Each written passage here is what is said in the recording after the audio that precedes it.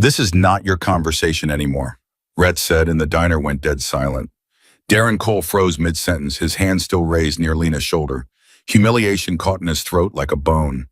Lena stood frozen too, a tray trembling in her hands, eyes wide with disbelief that anyone had finally noticed the bruises she worked so hard to hide.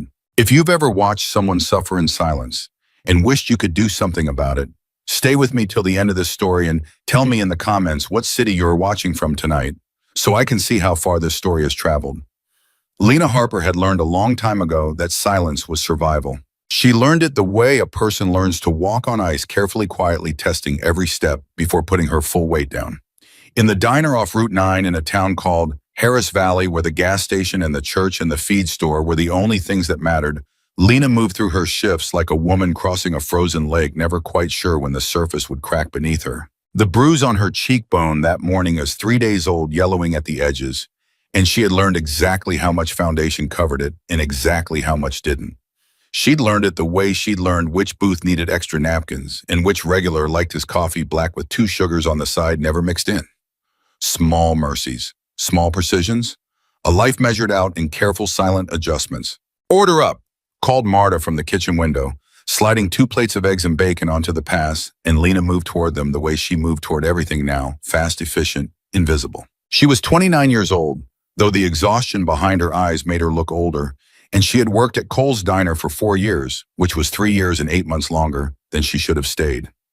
She knew that. She'd known it for a long time.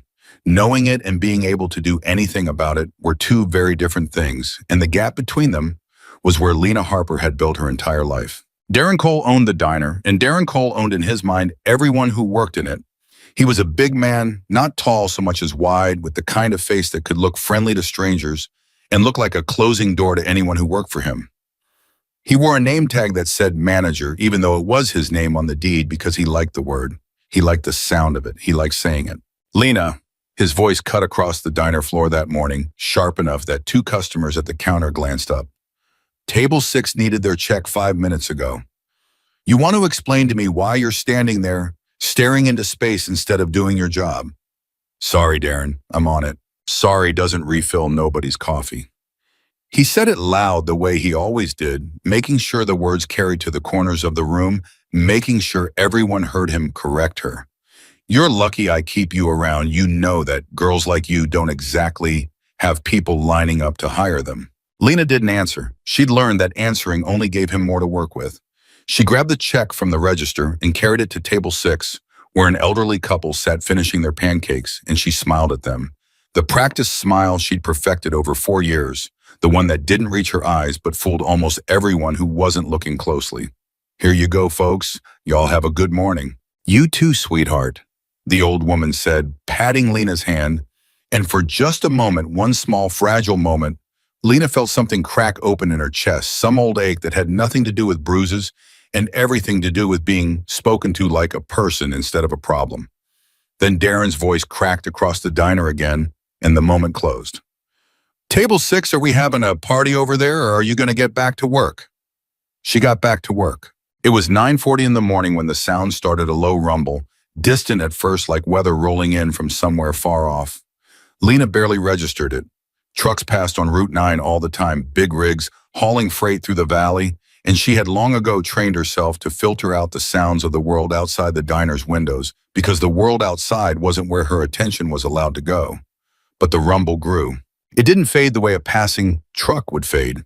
It got louder and it multiplied until it wasn't one sound anymore, but dozens layered on top of each other, a rolling wall of engine noise that made the coffee cups on the counter tremble faintly against their saucers. Marta stuck her head out from the kitchen window, wiping her hands on her apron. "Lord," she said, "what is that?" Lena walked to the window, and what she saw made her stomach tighten in a way she didn't fully understand yet. Motorcycles, dozens of them riding in tight formation down Route 9 Chrome, catching the morning sun, leather vests marked with patches that even from this distance she could read the shape of the winged skull, the colors, the unmistakable insignia of the Hells Angels. They rolled into the diner's gravel lot in a slow, deliberate procession, engines idling down one by one, until the silence that followed felt heavier than the noise had been. Darren came out from behind the register, and for the first time that morning, Lena saw something on his face that wasn't quite his usual mask of casual cruelty. It was calculation. Fear dressed up as calculation. "Everybody stay calm," he said mostly to himself. "They're just customers. Money's money." The bell above the door rang and rang again and again as they filed in, big men, weathered men with the kind of stillness in their eyes that told you they'd seen things most people in Harris Valley that never would. The diner, which normally held maybe 15 customers, comfortably filled up fast boots on tile leather, creaking low voices, exchanging words Lena couldn't quite catch. And then he walked in. She didn't know his name yet. She wouldn't know it for another hour, but she noticed him the way you notice a change in air pressure before a storm, some old animal instinct in her chest sitting up straight and paying attention. He was tall, broad through the shoulders with a gray beard trimmed close and gray hair pulled back, and he moved through the noise of his own crew like a stone in a river, the water bending around him instead of the other way. He didn't sit at the counter with the others. He took a booth by himself near the window, and when Lena approached with her order pad and her practiced smile, he looked up at her, and something in his gaze made the smile falter for just a fraction of a second before she caught it and pulled it back into place. "Morning," she said. "What can I get you? Coffee, black?" His voice was low and hurried. "And whatever's good today." "Biscuits and gravy's good. Marta makes it fresh." "That'll do." She wrote it down, though she didn't need to, and turned to walk away, and that was when she felt his eyes still on her. Not in the way men sometimes looked at her. Not that kind of attention, but something else. Something that felt unsettlingly like being seen. The next hour unfolded the way most hours at Cole's Diner unfolded, except that it didn't. Not really, because there was a current running underneath everything now, a tension Lena couldn't name, but could feel in her spine every time she crossed the floor. Darren, emboldened perhaps by the cash the bikers were spending, or perhaps simply because cruelty was a habit he couldn't break, even under new eyes, found reasons to needle her. He always found reasons. "Table 9 wants their check redone. You wrote the total wrong," he said. Though she hadn't. She redid it anyway. "You're moving too slow. We got a full house in case you didn't notice." "That coffee's cold. Take it back." Each correction landed a little louder than it needed to, a little more public than it needed to be. And each time Lena felt the eyes of the room shift toward her for a half second before shifting away again the way people's eyes always did, noticing and then choosing not to notice, because noticing meant involvement and involvement meant risk. Except one set of eyes didn't shift away. The man in the booth by the window watched every single interaction. He didn't turn his head sharply or make it obvious. He simply watched over the rim of his coffee cup while his food went half-eaten in front of him, tracking the way Lena's shoulders curled inward every time Darren's voice rose, tracking the half-second flinch that crossed her face when Darren's hand landed too heavily on her shoulder as he pushed past her toward the register. Around 11, during a lull, he waved her over, not with his hand, just a small tilt of his chin, and she came because that was her job, because saying no to a customer wasn't a thing she was allowed to do, even if some deep tired part of her wanted to. "Refill?" she asked, holding up the pot. "Please." He let her pour, then said without any particular weight to it, like he was asking about the weather, "You all right?" The question landed strangely. Nobody asked her that. Not really. Not in a way that expected an honest answer. "I'm fine," she said in the way she always said it, the two words worn smooth from overuse like a stone rubbed soft by a river. He looked at her for a moment longer than the answer warranted. His eyes were pale gray-blue, and there was nothing threatening in them, which somehow made them harder to hold than if there had been. "All right," he said finally, and let her go. But she felt it as she walked away, the sense that he hadn't believed her, not for a second, and that unlike everyone else in Harris Valley who had learned to accept her lies about being fine, this man had simply filed the lie away the way you'd note the location of an exit in an unfamiliar building. She didn't know yet that his name was Rhett Malone.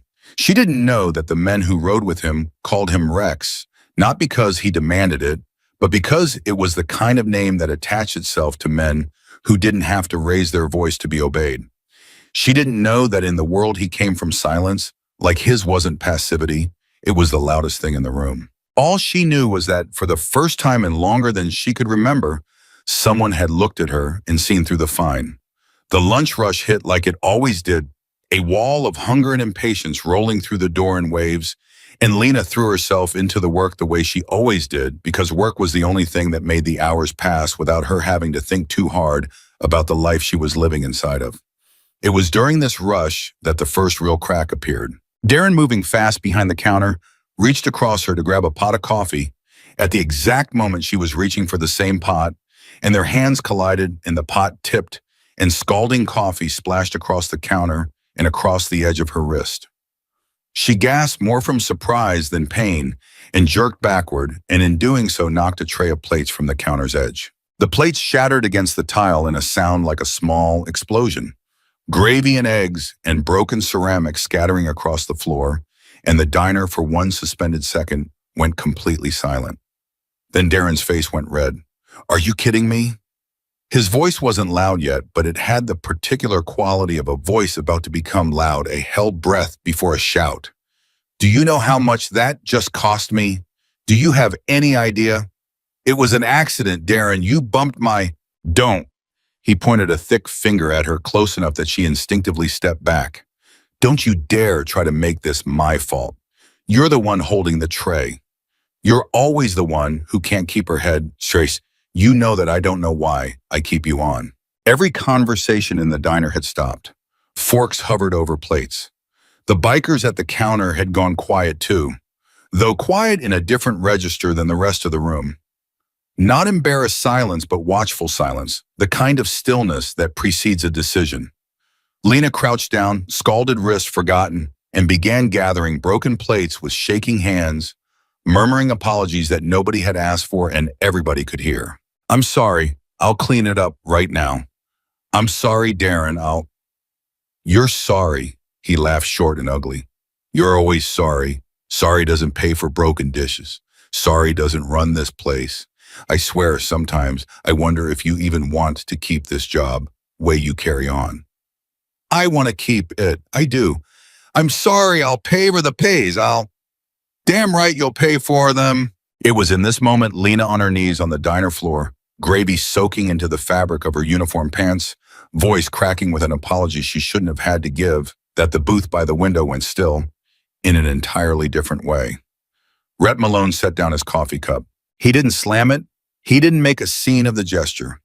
He simply set it down with a soft, deliberate click against the table and stood, and the sound of that single cup meeting that single table seemed in the frozen silence of the diner louder than the plates had been when they shattered. Darren didn't notice at first.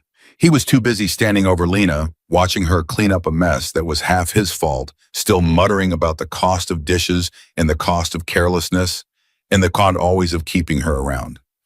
"You'd think after 4 years you'd learn to be careful," he was saying. "You'd think that's enough." The voice wasn't loud. That was the strange thing about it. The thing that made every head in the diner turn, it wasn't loud at all. It was calm, even unhurried, the voice of a man remarking on the weather. But it carried the way certain voices carry, not through volume, but through the sheer certainty behind them, and Darren's head snapped up like he'd been struck. Rhett was standing now fully upright, and for the first time Lena, still crouched on the floor with a broken plate in her hand, understood the true size of him. He wasn't just tall, he filled space in a way that made the diner feel smaller, made Darren, who had always seemed so large and immovable behind his counter, suddenly seem like exactly what he was, a man playing at power in a small room who had never in his life stood in front of someone who actually possessed it. "Excuse me," Darren said, and there was an attempt at his usual authority in the words, but it wavered just slightly like a flag losing wind. "I said that's enough." Rhett walked toward the counter, slow, unbothered hands loose at his sides. "She dropped a tray. It happens. It's not a crime, and it sure as hell doesn't earn a grown man screaming at a woman on her knees in front of a room full of people. This is my diner. I'll talk to my employees however I didn't ask whose diner it was." Rhett's tone didn't rise even a fraction. "I said that's enough." The room had gone so silent that Lena could hear her own heartbeat, could hear the drip of coffee still falling from the edge of the counter where the pot had spilled, could hear distantly one of the other bikers shift his weight on his stool, a small creak of leather that seemed enormous in the quiet. Darren's jaw worked. He looked around the room at his customers, at the row of leather-clad men watching him with expressions he couldn't read, at Marta frozen in the kitchen window, at Lena still on the floor. wrist reddening from the coffee, burn eyes wide with something that looked almost like fear of what might happen next. Because in her experience, moments like this never ended well for her. "You don't know anything about this," Darren said, quieter now, some of the bluster draining out of him. "This is between me and my employee." "No." Rhett's eyes didn't waver. "This is between a man twice her size screaming at a woman for an accident in front of a room full of people who are all sitting here pretending they don't see what's happening. That's what this is." Nobody in the diner spoke. Lena felt her face go hot with a strange, complicated mixture of humiliation and something else, something she didn't have a name for yet, something that felt dangerously close to hope. And hope, she'd learned a long time ago, was a luxury she couldn't afford because hope was what made the falling hurt worse. Darren looked like he wanted to say something else, wanted to reclaim the room, reclaim his authority, but something in Rhett's stillness, the absolute immovable calm of him, seemed to steal the words right out of his throat. "Fine," Darren finally muttered. "Fine, whatever." He turned to Lena, and for a moment there was something almost like restraint in his voice, though the anger still simmered underneath it. "Clean this up. We'll talk about it later." He walked away back toward the register, shoulders stiff, and the diner exhaled as one collective breath, conversation slowly resuming in low murmurs, forks lifting again, the ordinary noise of a diner, reasserting itself over the wreckage of what had just happened. But Rhett didn't sit back down. He crouched instead right there on the diner floor across from Lena and began picking up pieces of broken plate alongside of his big weathered hands, moving with a gentleness that seemed almost incongruous with her size. "You don't have to do that," she whispered, glancing nervously toward the register where Darren stood with his back to them, radio crackling as he pretended to check inventory. "I know I don't have to," Rhett set a shard of ceramic onto the growing pile between them. "Doing it anyway. He's going to say something about you helping. He doesn't let him." She looked up at him, then really looked, and found none of the pity in his face that she'd half expected, none of the performative concern that sometimes came from strangers who wanted credit for noticing a woman's pain without actually doing anything about it. What she found instead was something quieter. Attention. The kind of attention that didn't ask anything of her, didn't demand she perform gratitude or explain herself or pretend the moment hadn't happened. "Thank you," she said so softly it was almost swallowed by the diner's noise, "for what you said. Nobody's ever—" She stopped herself, throat tightening around words she hadn't meant to let loose. "Nobody's ever what?" She shook her head, gathering the last of the broken plate into her apron. "Nothing. It's nothing. I need to get back to work before he—" "Before he what?" The question hung there, gentle but unrelenting, and Lena felt the careful architecture of her silence trembling under the weight of it. 4 years of practiced deflection, 4 years of "I'm fine and it's nothing and don't worry about it," and this stranger with the gray beard and the pale eyes was dismantling it with nothing but 2 words and the patience to wait for her answer. "Before he gets angrier," she finally admitted, so quiet it was barely sound at all. "It's easier if I just don't give him reasons." Something shifted behind Rhett's eyes, something that Lena in her exhaustion and her fear couldn't quite name, but that felt unmistakably like a decision being made. "How long has this been happening?" he asked. "I have to get back to work." Lena. It was the first time he'd used her name, and she startled slightly, wondering when he'd learned it from her name tag. She realized a beat later, small silver letters pinned crooked to her uniform, that she hadn't thought anyone bothered to read. "How long?" "Please," she whispered, standing quickly, apron full of broken ceramic wrists throbbing where the coffee had burned it. "Please don't. It's not, you don't understand how this works. If he thinks I'm talking about him, if he thinks I said something to anyone, it gets worse. It always gets worse." Rhett stood too unhurried, and for a moment the two of them faced each other in the small space beside the counter, the diner's noise a distant hum around them. "Nobody's going to make it worse for you," he said. "Not while I'm standing here. You won't always be standing here." The words came out sharper than she intended, edged with a bitterness that surprised her. "You'll finish your coffee, and you'll ride off with your friends, and tomorrow this will still be my life. That's how it works. That's how it's always worked." She expected him to argue. Most people, when confronted with the truth of a situation they couldn't fix, either argued their way past it or retreated from it, entirely uncomfortable with a problem that couldn't be solved with a single grand gesture. Rhett did neither. He simply held her gaze for a long moment, something unreadable moving behind his pale eyes, and said, maybe, or maybe not. Then he walked back to his booth and sat down, and Lena carried the broken plates to the trash, and the diner continued its ordinary churn of orders and coffee refills, and the low murmur of conversation. As if the last 5 minutes hadn't cracked something open in the walls Lena Harper had spent 4 years building around herself. But cracks, once they appear, have a way of spreading. The rest of the lunch rush passed in a blur of orders and burns, and the low simmering tension of Darren's anger, which hadn't disappeared so much as gone underground, waiting for an opportunity to resurface, without an audience of leather-clad witnesses.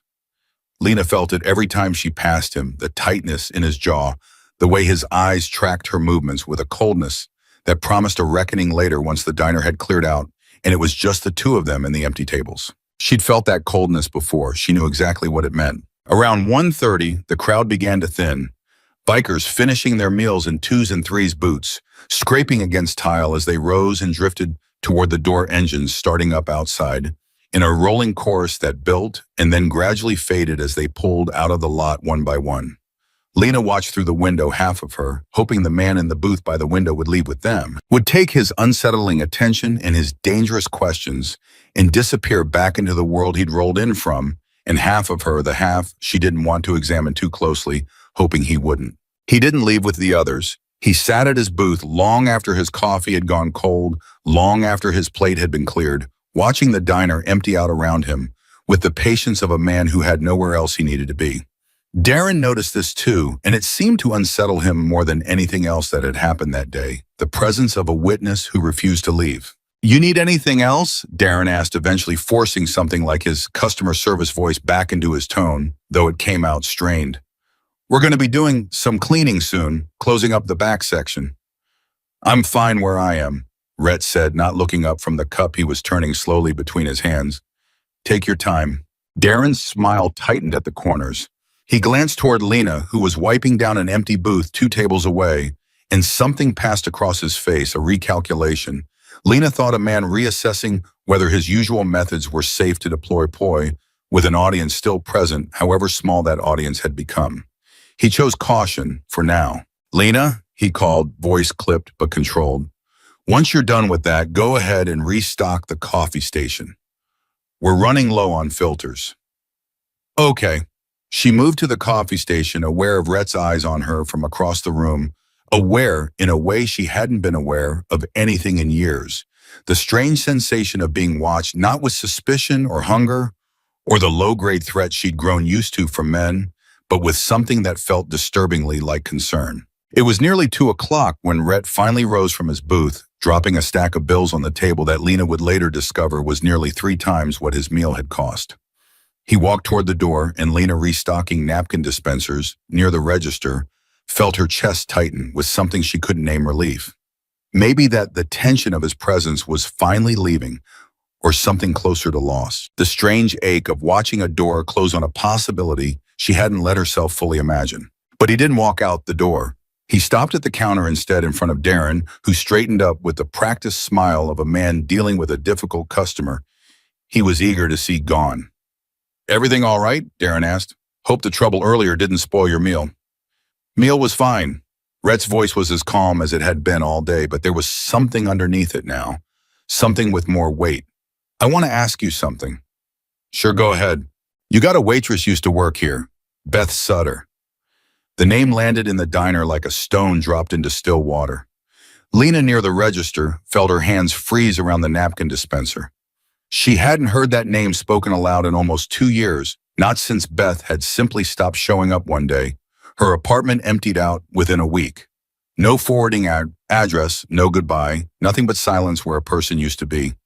Darren's face changed, just slightly, just enough. "Beth," his voice had a careful lightness to it now, a lightness Lena recognized immediately as the sound of a lie being constructed in real time.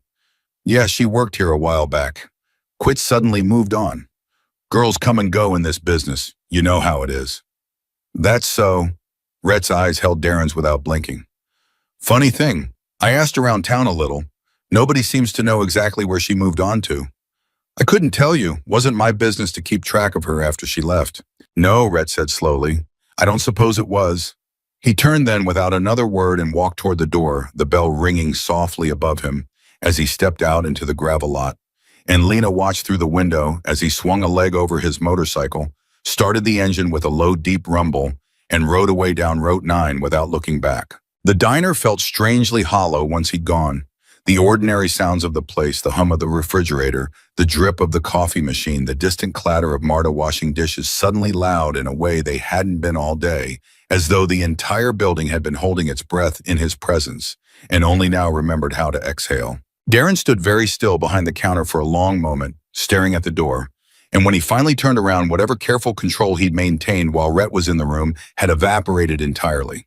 His face was flushed dark with an anger that had been building all day dammed up, and now, with the witness gone, finally free to break loose. "Lena!" His voice was low, tight, and far more frightening than his earlier shouting had been. "Come here." She felt her whole body go cold. "Darren, I need to finish the now." She set down the napkin dispenser with hands that had begun very slightly to shake and walked toward him every step, an exercise in the careful math she'd been performing for 4 years. How close could she get without being close enough to grab? How much space could she leave without seeming defiant? How quickly could she apologize before the apology itself became the thing that angered him? "You think that's cute?" Darren's voice dropped even lower, a hiss more than a sentence. "You think it's cute letting some biker trash embarrass me in front of my own diner? You think that makes you safe?" I didn't say anything to him, Darren. I swear he asked about Beth. Darren's eyes were hard now, flat, the eyes of a man doing calculations he didn't want anyone else to see. "Somebody's been running their mouth. You know anything about that?" No, I promise I never said a word about her. I don't even..." "You better not have." He leaned closer, close enough that she could smell the coffee on his breath, close enough that every instinct in her body screamed at her to step back, even as she forced herself to stay still, because stepping back always made it worse, always looked like guilt, always gave him an excuse. "Because if I find out you've been talking to anybody about anything that happens in this diner, you're going to regret it in ways you can't even imagine. You understand me?" "I understand." "Do you..." His hand came up, not quite a slap, not yet, just a hard press of fingers against her jaw, tilting her face up to meet his. And she felt the old familiar terror flood through her, the specific terror of a body that had learned exactly what came next in moments like this one. "Because I've been real patient with you, Lena, real patient. But patience runs out." "I understand, Darren, I do, I'm sorry." He held her there a moment longer, some silent test of her fear, and then released her jaw with a small shove that sent her stumbling back half a step. "Get back to work," he said, already turning away, voice returning to its ordinary register as though nothing at all had happened. "And don't think I don't know you're grateful to that trash for embarrassing me. Don't think I don't see it on your face." Lena stood very still, one hand pressed lightly to her jaw, where his fingers had dug in, watching him walk toward the back office, and she felt something inside her chest that she hadn't felt in longer than she could remember. Not just fear, though the fear was still there, thick and familiar as an old coat. Something else underneath it, something sharp and small and dangerous. Anger. Not at Rhett for asking the question that had triggered this, not even fully at herself for the 4 years of silence that had brought her to this exact moment. The anger when she let herself feel it fully for just a second before burying it back down where it was safe was aimed squarely and completely at Darren Cole, and at every version of this exact scene that had played out in this diner for 4 long years, and at the terrible aching question that Rhett's presence had cracked open inside her, without either of them fully realizing it yet. What had actually happened to Beth Sutter she didn't know. She told herself for 2 years that she didn't want to know, that some things were safer left unexamined, that a woman who couldn't even protect herself had no business digging into the disappearance of someone else.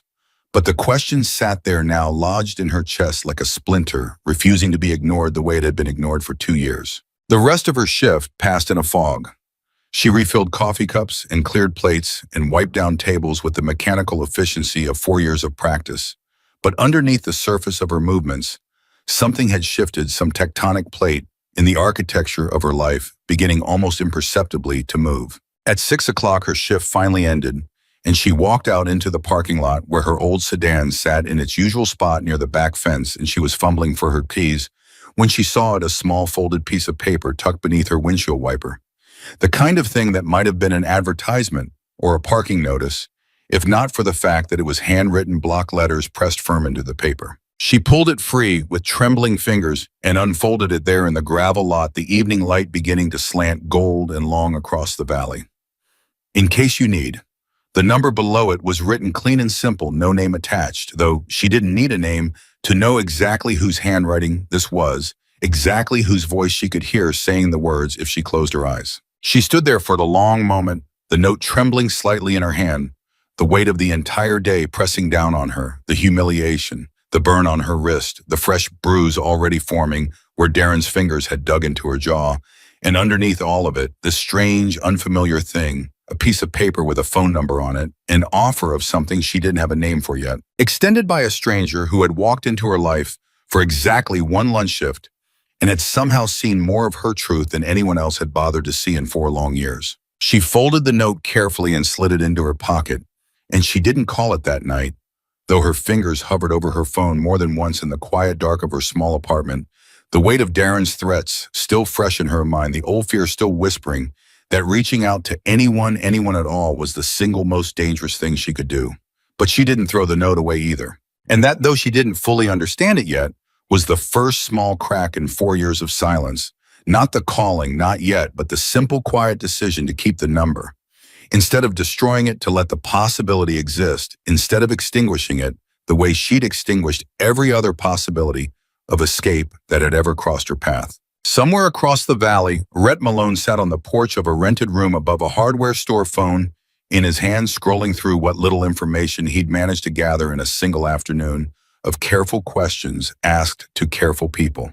Beth Sutter, 26 years old, worked at Cole's Diner for 2 years before vanishing without a trace, no family in the area, no forwarding address, nothing but an empty apartment and a landlord who remembered her as quiet, hardworking, and afraid of something she'd never named. He set the phone down on the porch railing and looked out over the darkening valley toward the diner's neon sign glowing faintly in the distance, and he thought about a woman on her knees on a diner floor, apologizing for a mess that wasn't her fault, and the particular practiced way she'd said, "I'm fine," the way that phrase had come out of her like a reflex worn smooth by years of repetition. He'd seen women say that phrase before. He'd learned a long time ago in a different life, before the vest and the patches and the brotherhood that had rebuilt him after everything else had fallen apart, exactly what that phrase meant when it came out that smoothly, that automatically.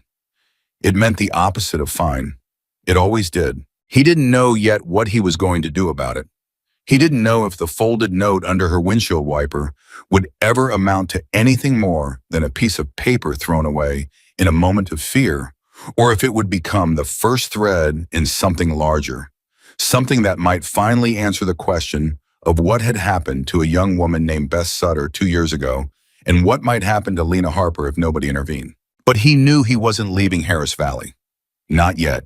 Not with that question still hanging in the air unanswered, and not with the memory of a woman's flinch every time a man's hand came too close to her shoulder. Some things once seen couldn't be unseen. And Rhett Malone had seen enough. The note stayed in her pocket for 3 days. Lena carried it through every shift like a coal.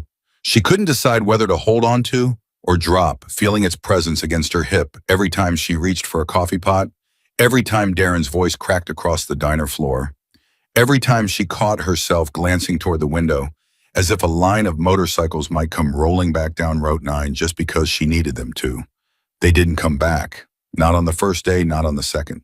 By the 3rd day, she had almost convinced herself the whole thing had been some strange fever dream, brought on by exhaustion and a scalded wrist, a stranger's kindness that couldn't possibly have been real, because nothing that good had ever been real in her life before, not without a cost attached to it somewhere down the line. Then Darren found the note. It happened on a Thursday during the dead hour after lunch when the diner emptied out, and the only sounds were the hum of the ice machine and Marta scrubbing the grill in the back. Lena had hung her jacket on the hook by the employee bathroom, the way she always did, and she hadn't thought about the fact that the note had slipped from her pocket that morning while she was pulling out her keys, hadn't thought about the fact that it now sat folded and unremarkable. On the floor beneath her jacket, where anyone might see it, Darren saw it. "What's this?" His voice came from behind her too close, and Lena turned to find him holding the small, folded paper between 2 thick fingers, already unfolding it before she could reach for it, his eyes scanning the block letters and the phone number beneath them. Her stomach dropped straight through the floor. "That's nothing," she said too fast, reaching for it. It's an old note. It doesn't matter. Can I have it back? In case you need." Darren read the words aloud, slow savoring them, the way a man savors a piece of evidence he's been waiting for. "Where'd you get this, Lena?" "I don't remember. It's nothing, Darren, please. It's just, don't lie to me." His voice dropped into that register she'd learned to fear more than shouting, quiet and coiled and patient. "This is from him, isn't it? The biker. The one that made a fool of me in front of my own customers." "No, Darren, I swear I don't even..." "You don't even what?" He stepped closer and she stepped back and her shoulders hit the wall beside the employee lockers and there was nowhere left to go. "You've been talking to him, behind my back, after everything I told you." "I haven't talked to him at all. He just left it. I never asked for it. I never even looked at his number. I swear to you." "You're lying." He crumpled the note in his fist, and something about that small violence, the paper crushing in his hand, the ink smearing where his fingers dug into it, made Lena's breath catch in her throat. "You've been planning something. Is that it? You think some outlaw biker is going to ride in here and be your knight in shining armor?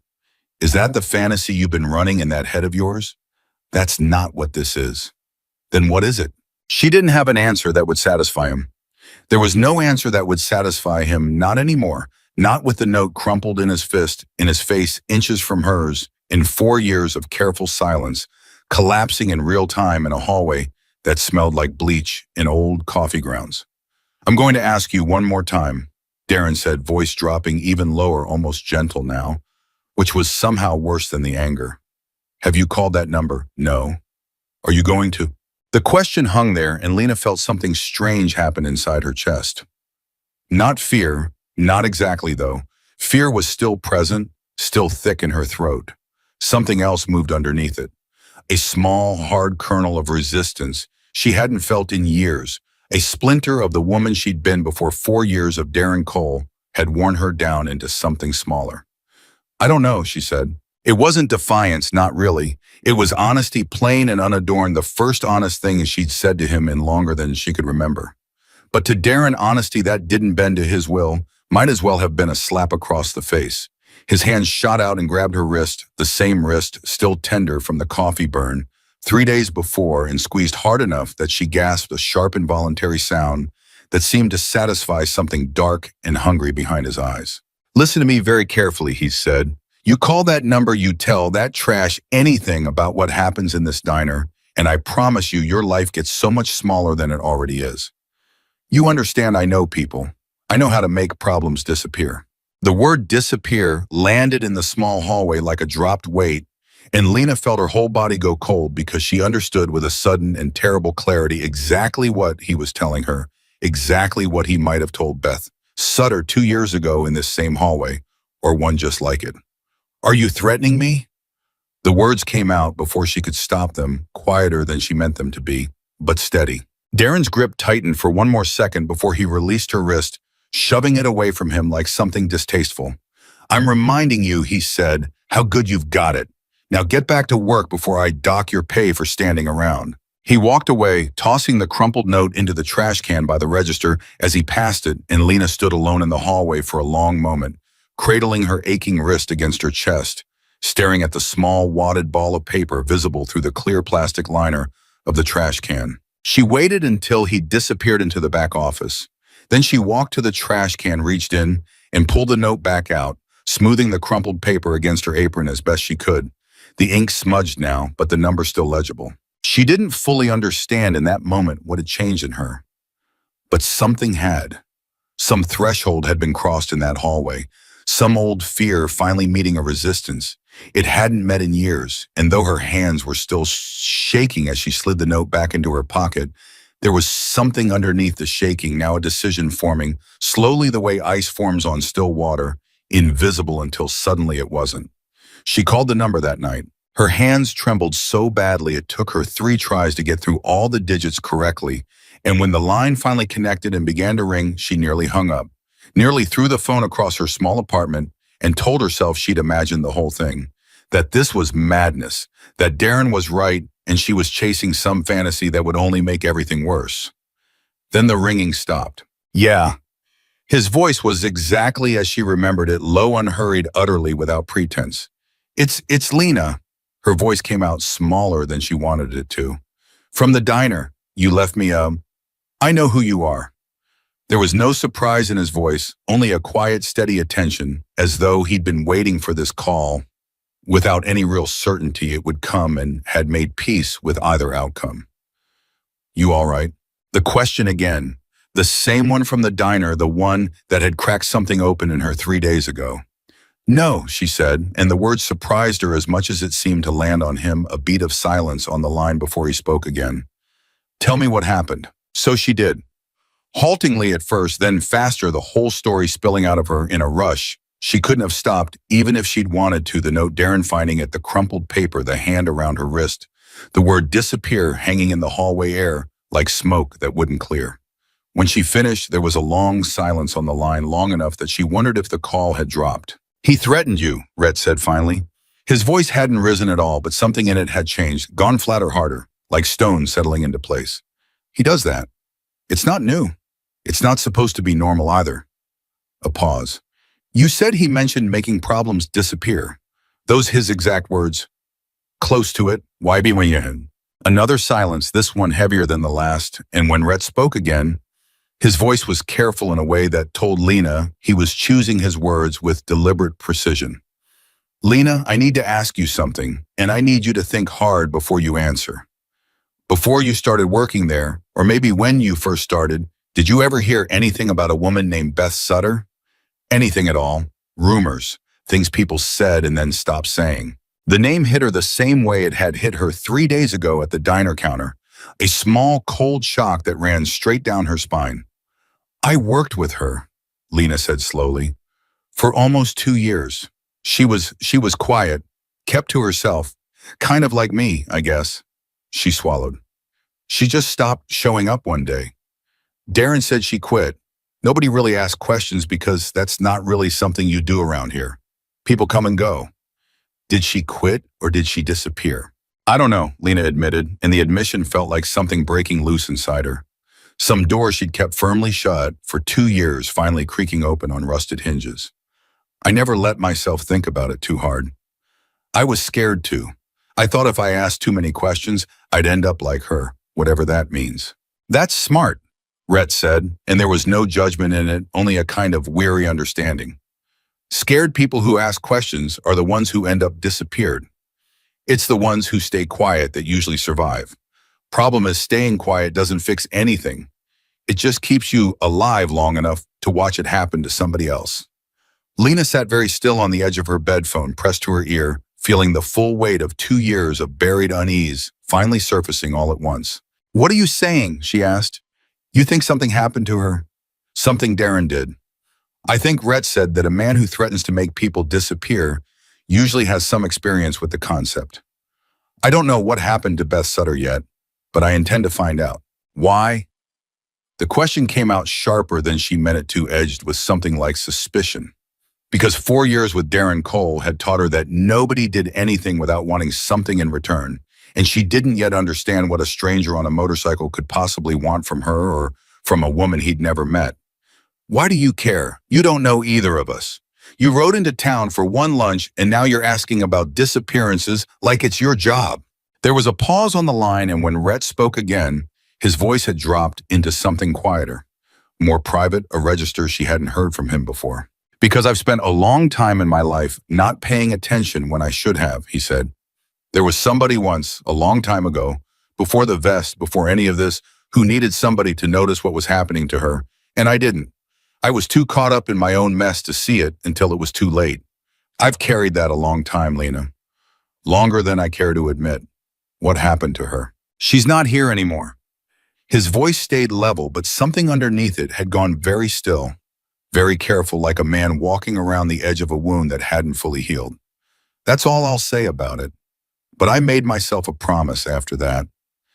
If I ever saw it happening again, a woman disappearing a little more, every day right in front of everybody, and nobody willing to say a word about it, I wasn't going to look away twice.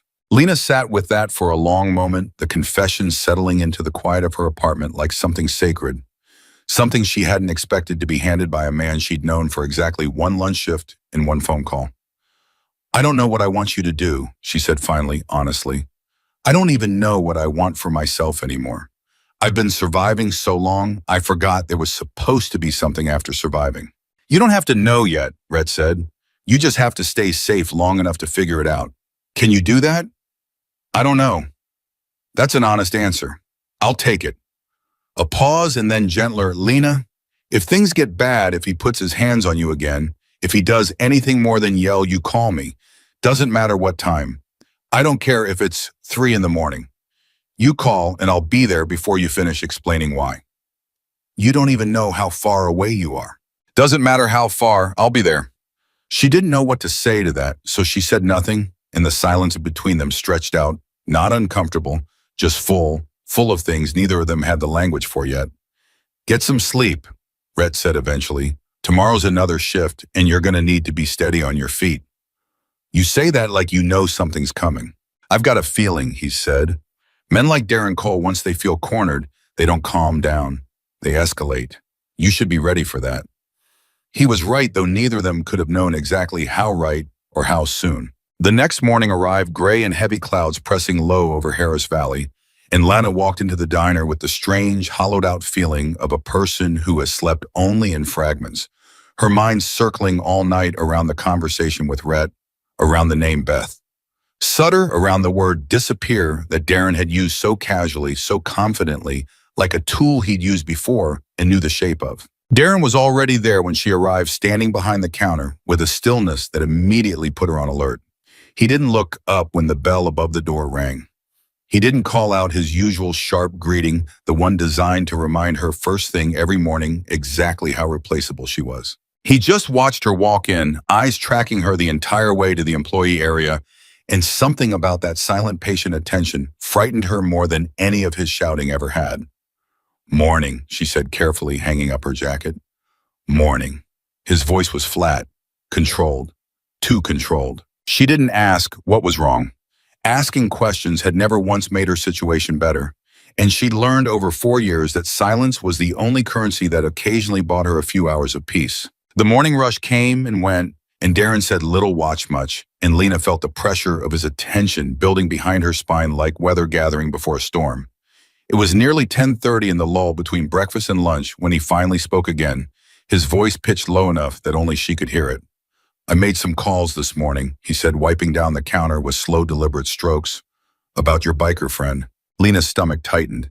"He's not my friend. I told you I don't even know him." "Funny thing," Darren continued as if she hadn't spoken. "Turns out that club he rides with the Hells Angels, they've got a reputation. Not the kind of reputation that makes a smart business owner comfortable having them poking around his town asking questions about his employees." He set down the rag, looked at her directly for the first time that morning. "You know what happens to towns, like Harris Valley, when outsiders start stirring up trouble? Businesses suffer.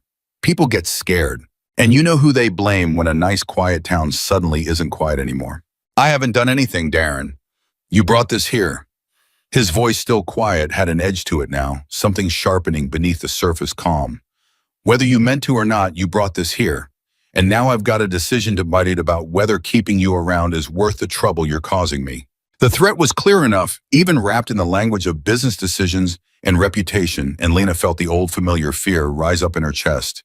The fear of losing the only income she had, the only life, however small and painful, that she'd managed to build for herself in this town. But underneath the fear, something else was moving now, something that hadn't been there 4 days ago. A voice, quiet but insistent, that sounded almost like Rhett's, asking her the same question over and over. Is surviving quietly the same as living? She didn't have an answer yet, but for the first time in 4 years, she let herself sit with the question instead of burying it immediately beneath the next task, the next order, the next apology. The lunch rush that day was smaller than usual. A light crowd scattered at tables, the kind of slow afternoon that should have felt like a small mercy after the tension of the morning.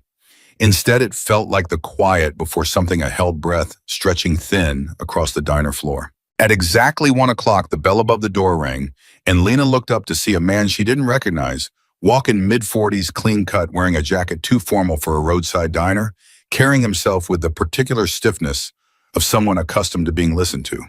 He scanned the room briefly before his eyes settled on Darren, and something passed between the two men, a flicker of recognition that Lena caught immediately. The kind of look shared between people who already know each other and are pretending for the benefit of onlookers that they don't. Darren walked over to greet him with a warmth Lena had never once seen him extend to a customer, gripping the man's hand, gesturing him toward a booth in the back corner, away from the windows.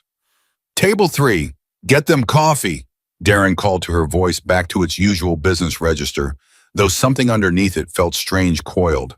Lena approached with the coffee pot, and as she poured, she caught fragments of their conversation, low and careful, not meant for her ears, but impossible to entirely avoid. "Heard there's been some trouble," the stranger was saying. "Bikers rolling through, asking questions about an old employee." "It's handled," Darren said. "Just some outsiders trying to stir up trouble. Nothing that concerns you, Frank." Frank, Lena filed the name away, pouring coffee with hands that had gone very steady, very deliberate, the way her hands always went when her mind was working faster than her body dared to show. "It concerns me if it draws attention," Frank said, voice dropping lower still. "We can't afford attention right now, not with everything else in motion."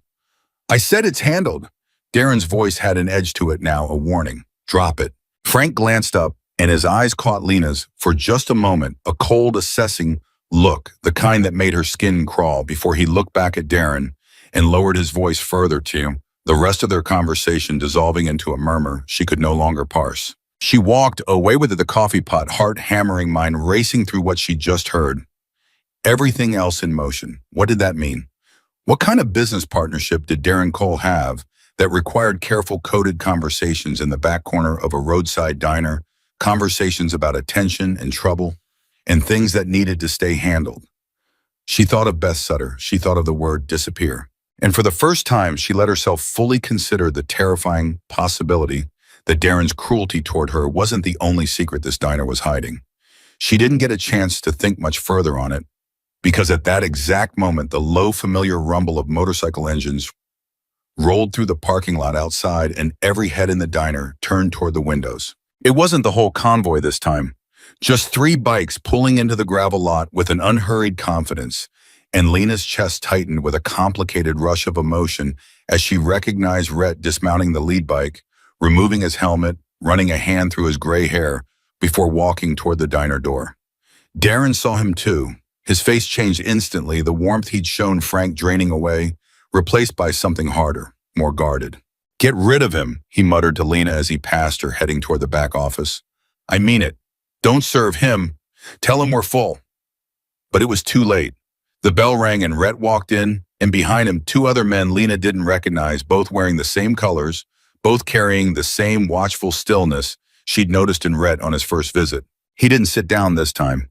He walked straight to the counter, eyes finding Lena, immediately scanning her face, her posture, the way she held her shoulders in a way that felt less like a greeting and more like a careful inventory of damage. "You all right?" he asked, quiet enough that it wouldn't carry.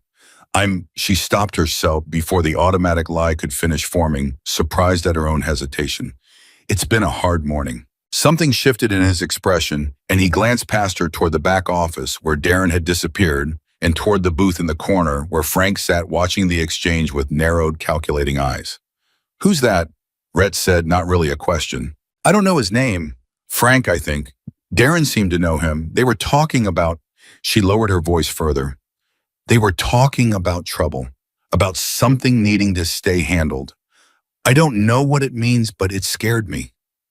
Rhett's jaw tightened almost imperceptibly, and he exchanged a brief glance with the 2 men behind him, a wordless communication that seemed to settle something between them. "You said his name was Frank," Rhett said slowly. "You know if he's local?" "I've never seen him before today." Rhett nodded, filing the information away. With the same careful attention he seemed to give everything, and then his eyes returned to her, softer, now the assessment fading into something closer to concern. "Did Darren hurt you again since we talked?" Lena hesitated, aware of Frank's eyes still on them from across the room, aware of the thin ice she was standing on, the careful math of how much truth she could afford to give voice to in a public space where anything she said might make its way back to Darren in some twisted, dangerous form. He grabbed my wrist, she admitted, finally quiet. Yesterday when he found your note. Rhett's expression didn't change much, but something in his eyes went very still, very focused, the way still water goes right before it's disturbed. Show me. She glanced around instinctively, checking for Darren, for Frank, for anyone who might see, and then pulled back her sleeve just enough to reveal the faint purpling bruise circling her wrist, the shape of fingers still visible against her pale skin. One of the men behind Rhett made a low sound, something between disgust and anger, quickly swallowed. Rhett said nothing at all, which somehow felt louder than if he'd shouted. Cover it up, he said finally, his voice carefully even. Don't let him see you showed me. She pulled her sleeve back down, just as the back office door opened, and Darren emerged, his face arranged into a mask of professional courtesy that didn't reach his eyes. Help you gentlemen with something, he asked, walking toward the counter, with the deliberate stride of a man trying to project confidence he didn't fully feel. Just getting some coffee, Rhett said, his voice easy now, the sharp focus from moments before folded away somewhere Darren couldn't see. Unless there's a problem with that. No problem at all. Darren's smile was thin-strained. Lena, get these men some coffee. Actually, Rhett said, I was hoping to have a word with you first, in private. Darren's smile flickered. I'm pretty busy right now. Won't take long. There was something in the way Rhett said it, calm, unhurried, but with an undertone that left absolutely no room for refusal, that made Darren's shoulders stiffen. He glanced toward the back corner booth where Frank sat watching the entire exchange with sharp, alert eyes, and something passed between the two men, a silent calculation. Fine, Darren said finally. My office, 2 minutes. They disappeared into the back together, and Lena stood frozen at the counter, coffee pot forgotten in her hand, every nerve in her body straining to hear what might be happening behind that closed door. The two men who'd come in with Rhett took up positions near the counter, not quite guarding it, but close enough that their presence felt deliberate, a quiet wall between Lena and the rest of the diner. Frank in the back booth had gone very still, his eyes fixed on the office door, and Lena noticed his hand drift toward the inside of his jacket in a gesture that made her blood run cold, the careful, practiced movement of a man checking that something was still where he expected it to be. She didn't know what was happening behind that closed door. She wouldn't find out the full truth of it for several more days. But when Rhett emerged 4 minutes later, his face carefully blank, and Darren followed a moment after him, pale and visibly shaken, in a way she'd never once seen him, not angry, not blustering, but genuinely deeply frightened, Lena understood that something fundamental had shifted in the balance of power inside Cole's diner. Rhett walked past her without stopping. Without another word, the two men falling into step behind him, and the bell above the door rang 3 times as they exited, and moments later the low rumble of engines filled the parking lot and then faded away down Route 9. Darren stood very still behind the counter, staring at nothing, his hands trembling faintly against the counter's edge. Darren, Lena asked carefully, is everything? Get back to work, he said, and his voice for the first time in 4 years had lost its edge entirely. It sounded small. It sounded scared. He disappeared into the back office again and didn't emerge for the rest of the afternoon. Frank left shortly after, without finishing his coffee, sliding out of the booth with a controlled urgency that suggested whatever had just happened had rattled him as much as it had rattled Darren. He didn't look at Lena on his way out. He didn't need to. His face told her everything. The tight jaw, the quick, nervous glance toward the parking lot, the way his hand stayed close to his jacket. The entire walk to his car. Whatever Rhett had said in that office, it had cracked something open, and Lena spent the rest of her shift in a state of suspended tension, waiting for the walls to come down, waiting for Darren's fear to curdle back into anger the way it always eventually did. It didn't happen that day. Darren stayed in his office until closing, and when Lena finally left for the night, gravel crunching under her tired feet as she walked toward her car, she found her phone buzzing in her pocket, a text from an unknown number that she somehow knew without even opening it would be from Rhett. He won't touch you again. Not for a while anyway. Told him some things he needed to hear. She stared at the message for a long moment before typing back with shaking fingers. What did you tell him? The response came quickly. That I know about Beth. That I know he's not as careful as he thinks he is. That if anything happens to you, there won't be a place in this country far enough for him to hide. Told him I've got people watching now. That part's true. Lena sat in her car in the empty parking lot, engine not yet started, reading the message over 3 times. "Why are you doing this?" she finally typed. "You don't owe me anything." The reply took longer this time, long enough that she wondered if he was choosing his words as carefully with his thumbs as he did with his voice. Because somebody should have done this for Beth. Because somebody should have done it a long time before now for you. I can't undo 4 years, Lena. But I can make sure the next 4 don't look like the last 4. That's all this is. She read the words until they blurred slightly, her eyes stinging with an emotion she didn't fully have a name for: gratitude tangled up with disbelief, tangled up with a grief she hadn't let herself feel yet. Grief for 4 wasted years, grief for a version of herself that might have existed if someone had intervened sooner. "Thank you," she typed finally, because it was the only thing that felt true enough to send. "Don't thank me yet," came the reply. "We're not done." Darren's scared now, and scared men do one of 2 things. They fold or they get desperate. "I need you to be careful the next few days. Real careful." "What do you mean desperate?" Means if he's involved in whatever happened to Beth and he thinks the walls are closing in, he might do something reckless to protect himself. "I don't want you anywhere near him if that happens. You understand?" Lena's hands tightened around the phone, a new kind of fear settling into her chest.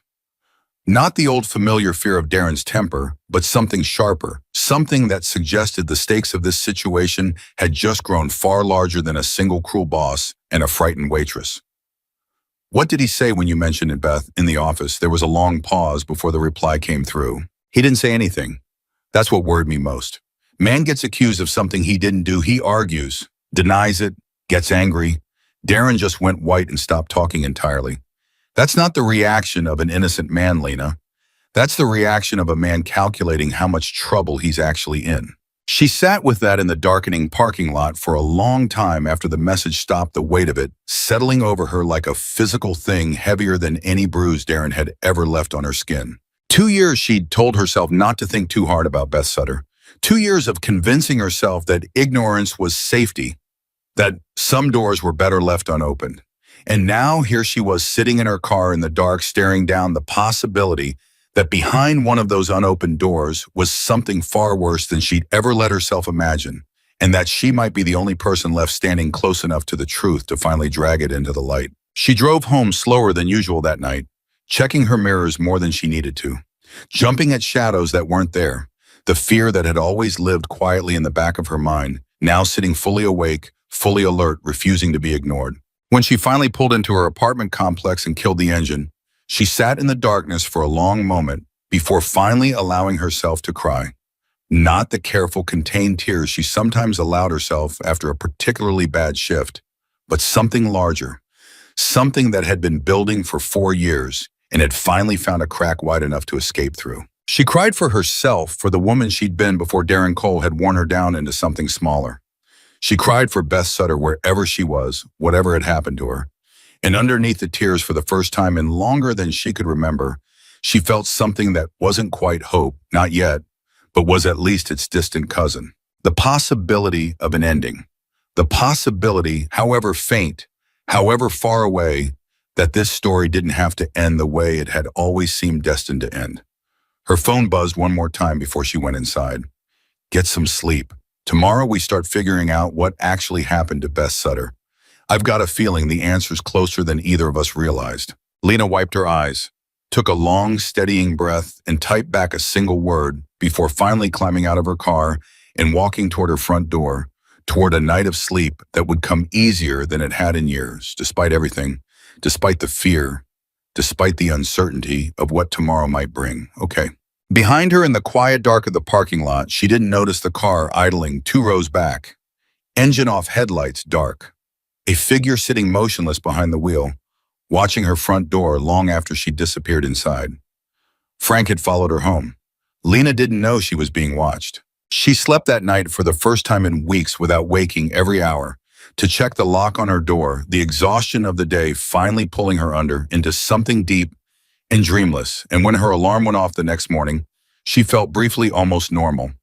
A fragile, unfamiliar lightness in her chest that lasted exactly as long as it took her to walk out to her car and notice the flat tire. Not just flat, slashed, a clean, deliberate cut along the sidewall, the kind of damage that didn't happen by accident, didn't happen from a nail in the road or bad luck on gravel. She stood there in the gray morning light, staring at the ruined tire, feeling the fragile lightness of the night before curdle instantly into something cold and familiar. Fear, not the old fear, the diner fear, the fear of Darren's raised voice and heavy hand. Something new, something that had teeth she hadn't felt before. Her hands shook as she pulled out her phone. "Someone slashed my tire," she typed to Rhett, fingers fumbling over the letters. "Last night, in my own parking lot." The reply came almost instantly, faster than she expected, as though he'd been awake and waiting. "Don't touch anything else on the car. Don't drive it. I'm sending someone to look at it in the next 10 minutes. Stay inside until they get there. I have a shift, Rhett. I can't just call in sick.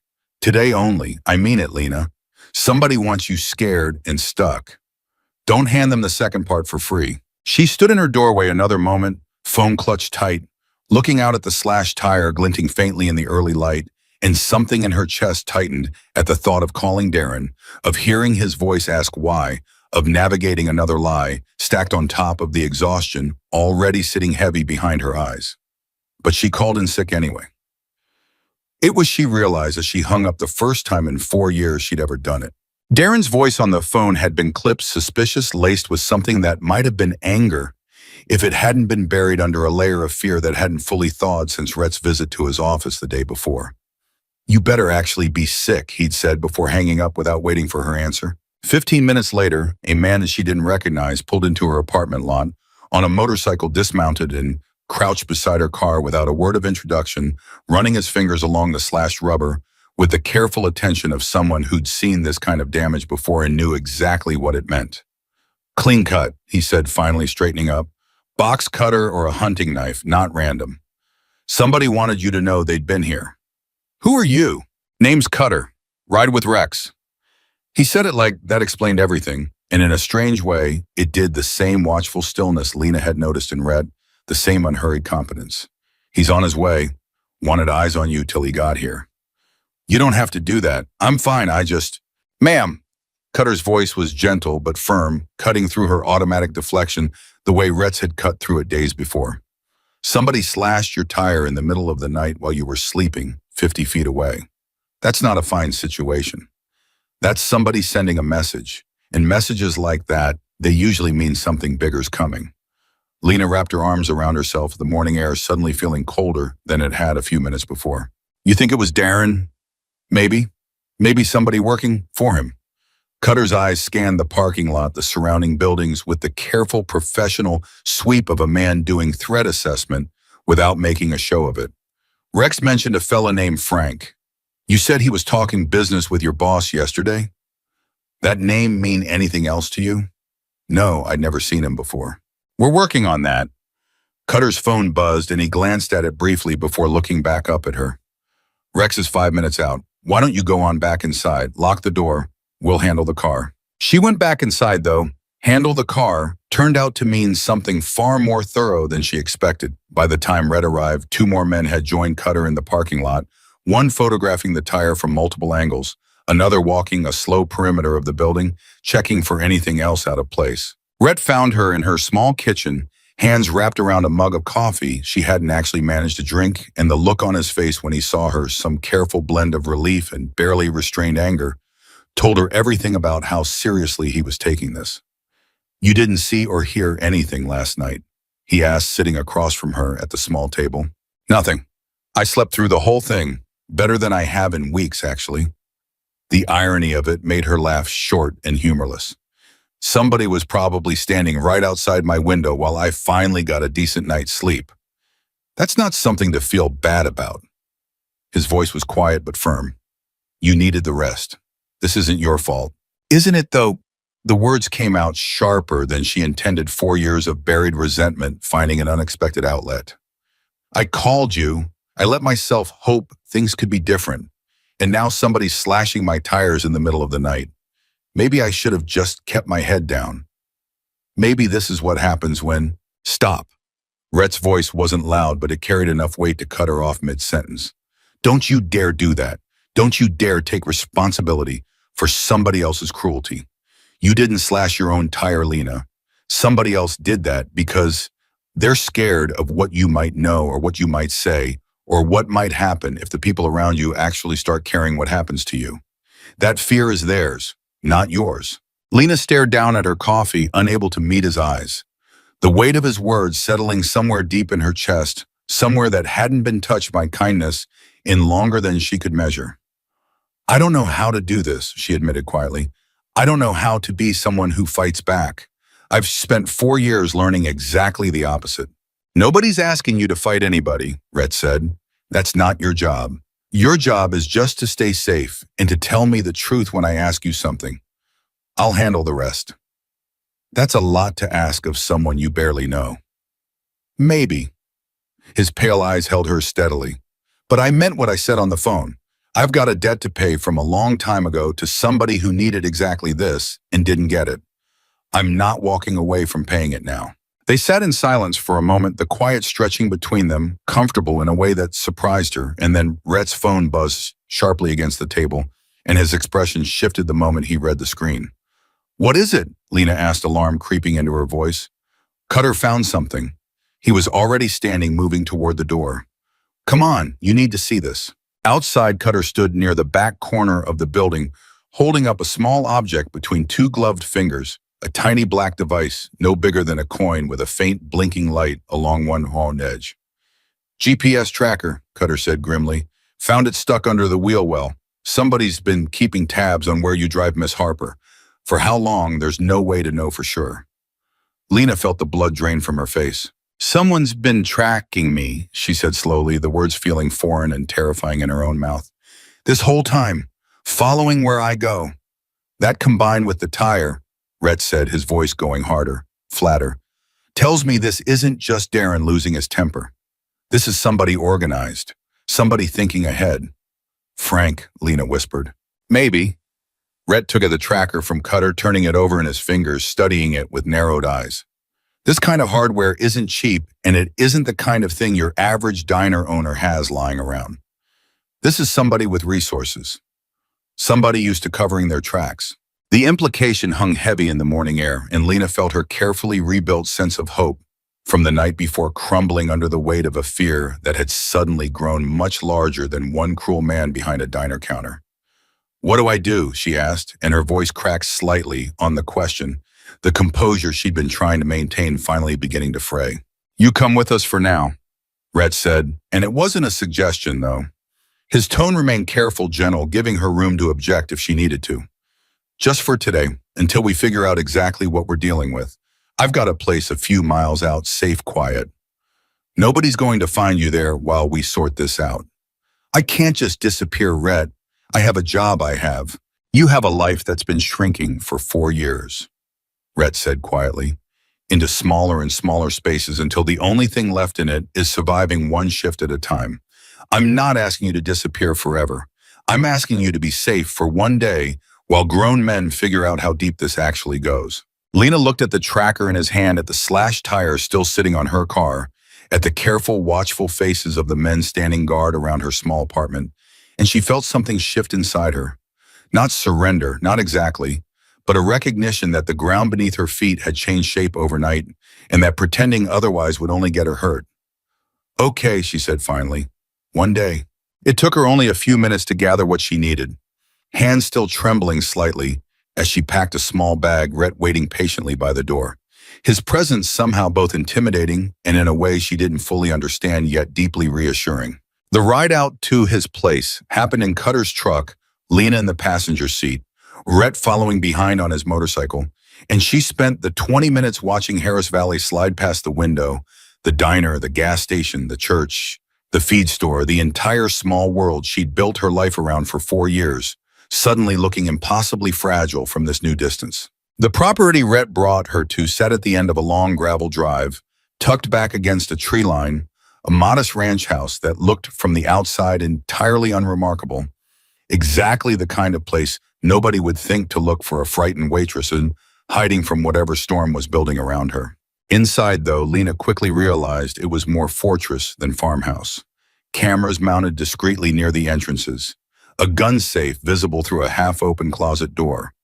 The quiet, careful organization of men who had learned through hard experience exactly how to protect the people and things that matter to them.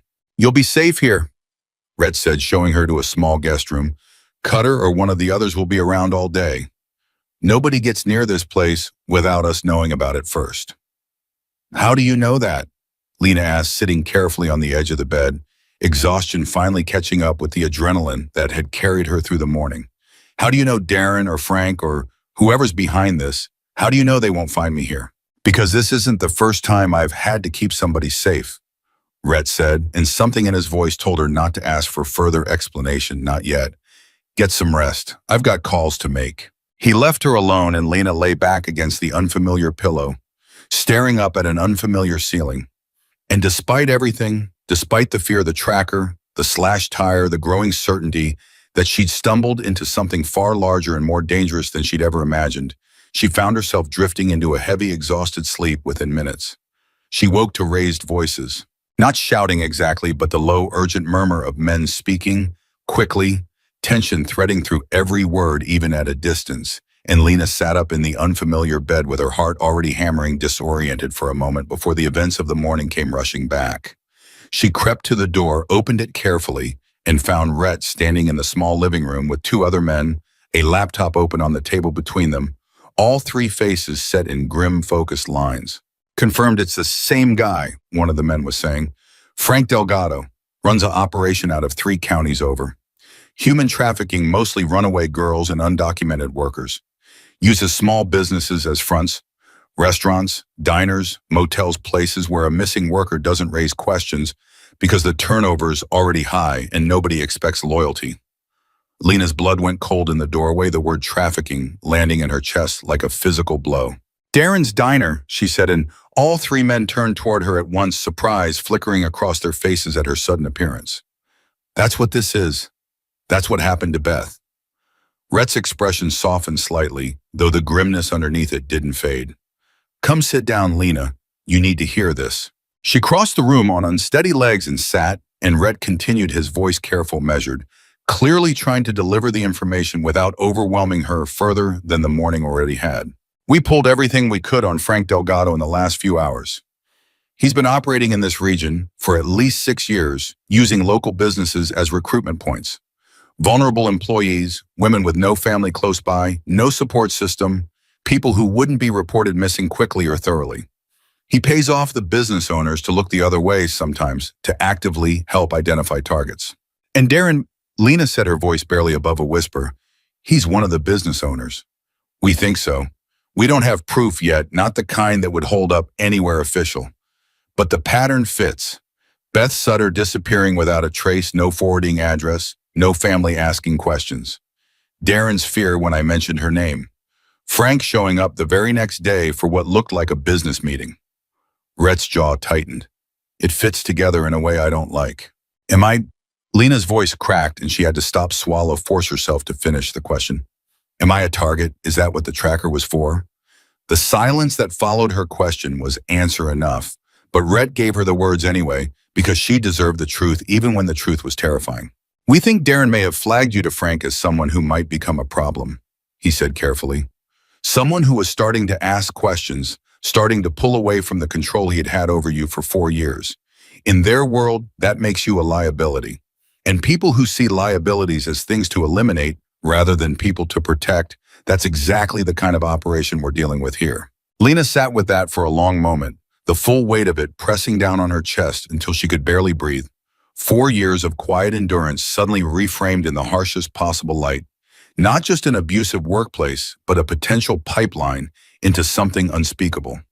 Something that had already swallowed one young woman without a trace and had marked her, Lena, as the next possible name on a list nobody outside this room even knew existed.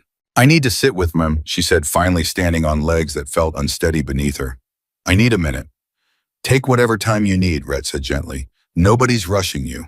She walked to the small back porch of the house, gravel crunching under her feet, the afternoon air cool against her flushed face, and she stood there for a long time, arms wrapped around herself, staring out at the tree line without really seeing it, her mind replaying 4 years of small cruelties, now recontextualized as something far darker than she'd ever allowed herself to imagine. Rhett found her there 20 minutes later, standing quietly a respectful distance away, until she acknowledged him. "You don't have to talk," he said. "I just didn't want you out here alone." "How do you know all this?" Lena said, not turning to look at him. "The trafficking, the patterns, all of it. That's not the kind of thing regular people just happen to know." Rhett was quiet for a long moment. And when he finally spoke, his voice carried a weight she hadn't heard from him before, something old and unhealed underneath the careful control. "The woman I told you about," he said. "The one I didn't protect. Her name was Carol. She worked at a gas station outside Reno back when I was younger, angrier, spending more time drinking than thinking. I saw the bruises. I saw the way she flinched around her manager. I told myself it wasn't my business." His voice roughened slightly. 3 months later, she was gone. Just like your friend Beth. No trace, no explanation. Nothing but an empty apartment and a manager who suddenly seemed a lot more nervous than he used to be. What happened to her? We found out 2 years later. Same operation, different names, different faces, but the same pattern all the way through. By the time we pieced it together, it was too late to save her. But it wasn't too late to shut down the men responsible. His eyes, when he finally looked at Lena, held a depth of grief that made her chest ache. "That's when I started paying closer attention. That's when I made the promise I told you about. I've helped stop 3 operations like this since then. Found 2 women in time. Was too late for one other besides Carol." "I'm sorry," Lena whispered. "Don't be sorry for me. Just let me help you so I don't have to add your name to that second list." His voice was steady again, the vulnerability folded carefully back beneath his usual composure. "We're going to figure this out, Lena. But I need you to trust me, and I need you to be careful, and I need you to understand that whatever happens next, you're not walking through it alone anymore." She turned to face him fully. Then the afternoon light catching the silver in his beard, the deep lines of a life that had clearly held far more loss than she'd initially imagined, and something in her chest that had been clenched tight for 4 years, finally cautiously began to loosen. "Okay," she said, "I trust you." The rest of the afternoon passed in careful planning. Red and his men working through what little evidence they had, mapping out a strategy that Lena only partially understood, but recognized as methodical. Careful, the work of people who had done this before and knew exactly how dangerous a mistake could be. Around 6 o'clock, Cutter's phone buzzed with an update that changed the entire shape of the afternoon. "Darren just left his diner early," he reported, reading from his screen. "Our guy watching the place says he looked spooked, practically ran to his car." "Where'd he go?" Red asked immediately. "Tracking his car now. Looks like he's headed toward the edge of town. Old warehouse district near the rail yard." Red's expression sharpened into something focused and dangerous. "That's not a place a diner owner has any business being." "You think he's meeting Frank?" Lena asked, her pulse quickening. "I think," Rhett said slowly, "that a scared man who's just realized the walls are closing in sometimes does something desperate to try and make the problem disappear before it gets any bigger." He looked at Cutter. "Get eyes on that warehouse. Quietly.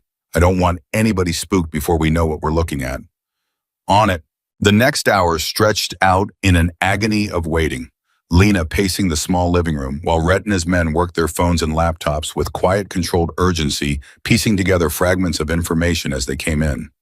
She thought of Darren's face that morning, pale and shaken after his conversation with Rhett, and she wondered with a fresh chill whether fear had pushed him toward confession or toward something far more dangerous. At 7:15, Cutter's phone rang, and the tension in the room spiked instantly as he answered, listening for a winning moment before his face went hard.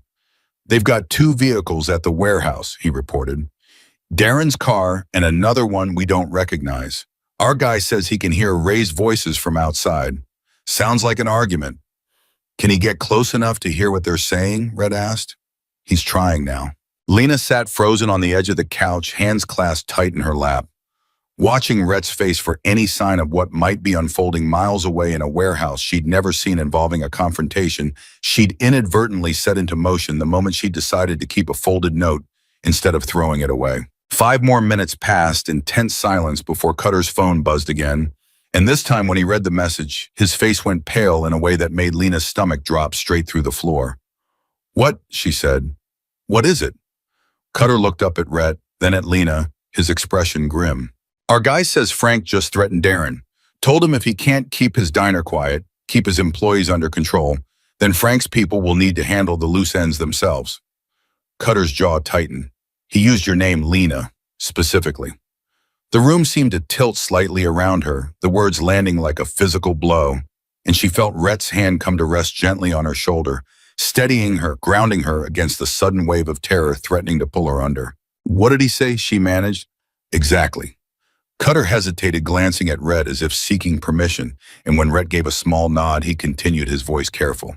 He said, and I'm reading this exactly as it was relayed to me, that waitress of yours is a liability now.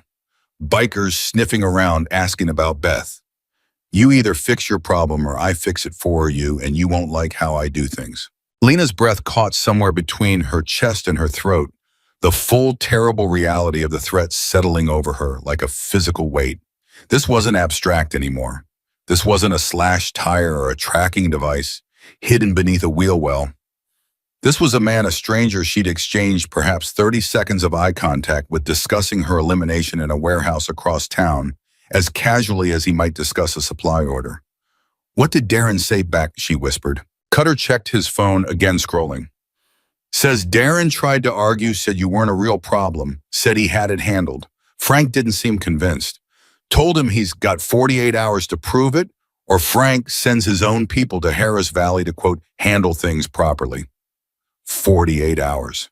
The number hung in the room like a countdown clock, suddenly made visible, and Lena felt the full architecture of her careful, exhausted survival collapsing, entirely replaced by something far more urgent, far more terrifying than anything 4 years with Darren Cole had ever prepared her for.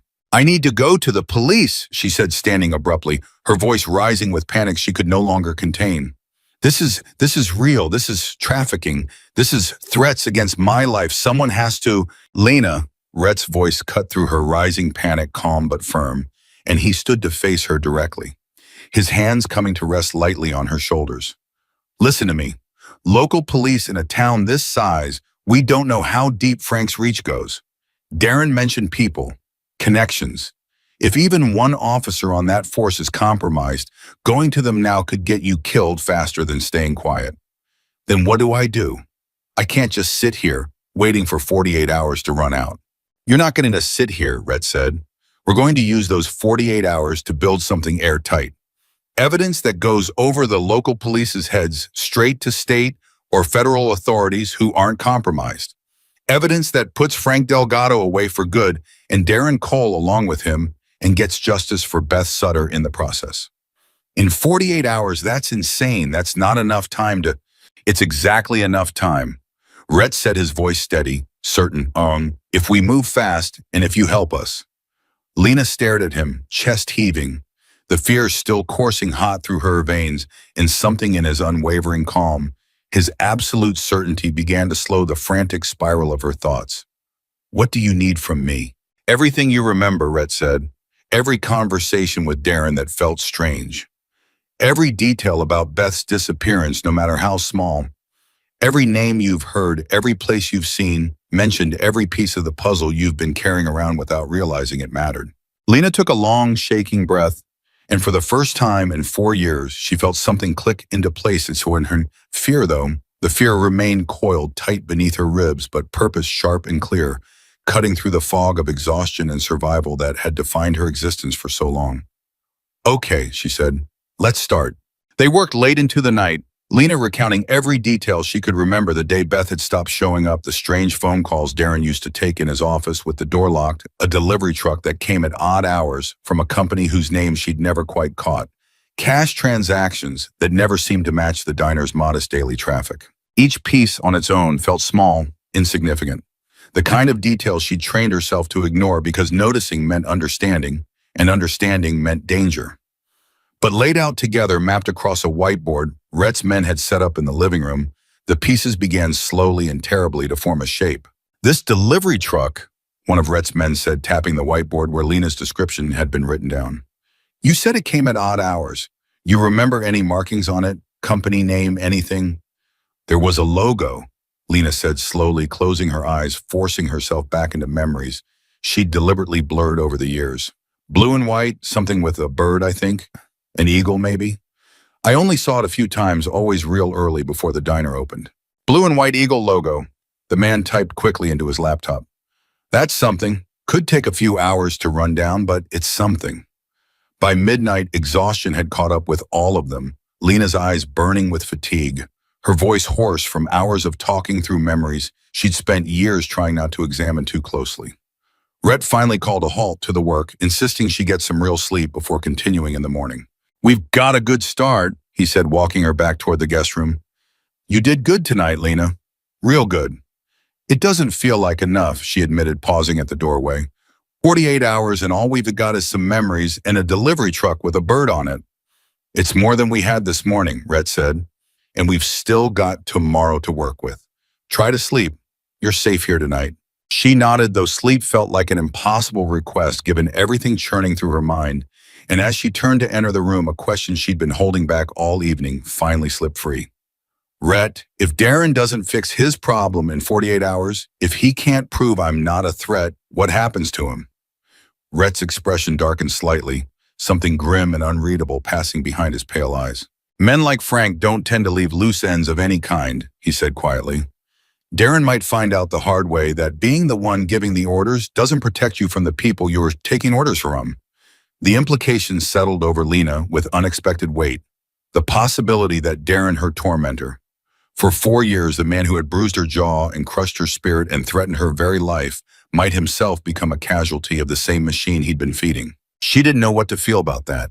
Some small, wounded part of her wanted to feel nothing at all, wanted the indifference of justice finally being served on someone who deserved every consequence coming to him.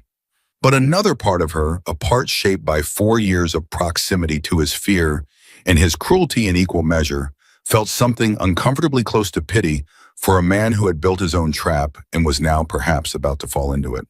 "Get some sleep," Rhett said again, gently, seeming to read some of this conflict on her face.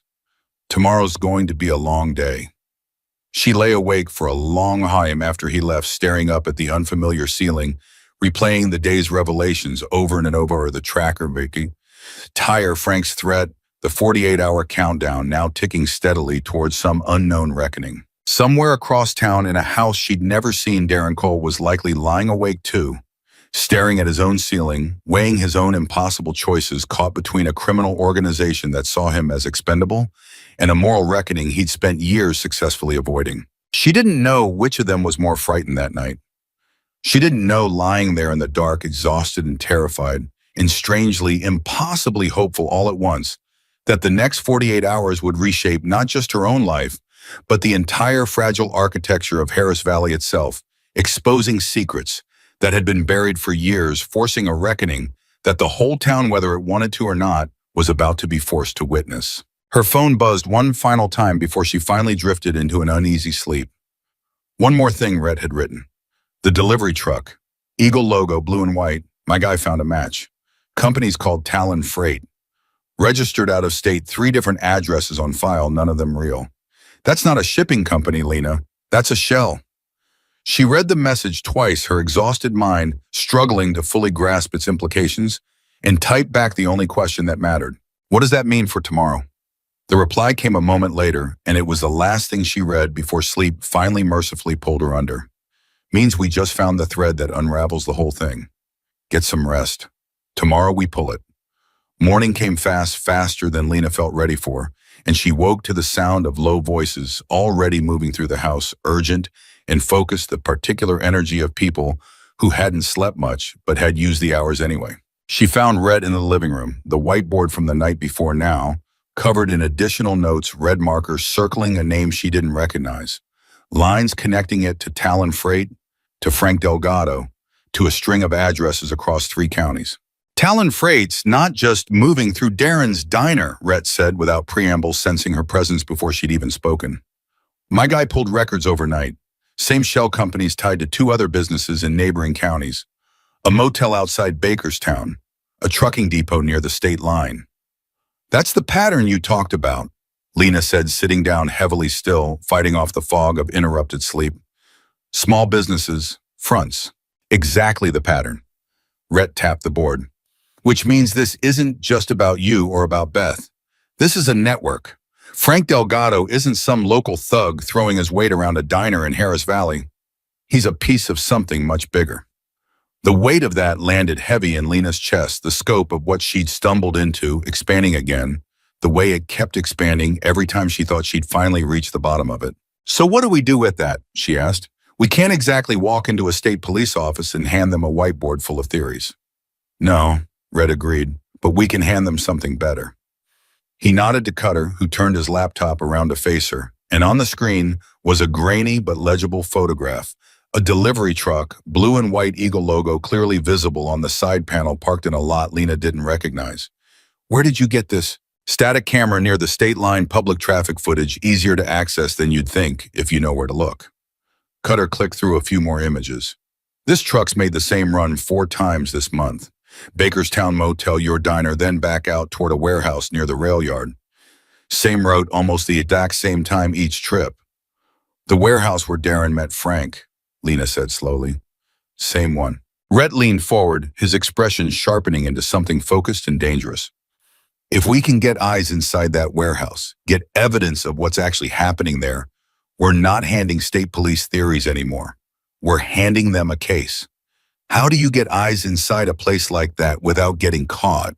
Lena asked, dread already coiling in her stomach at the direction this conversation seemed to be heading. Rhett and Cutter exchanged a look, and something in that silent exchange told Lena the answer before either of them spoke it aloud. "We don't send you in, Rhett said quickly, catching the alarm rising in her face.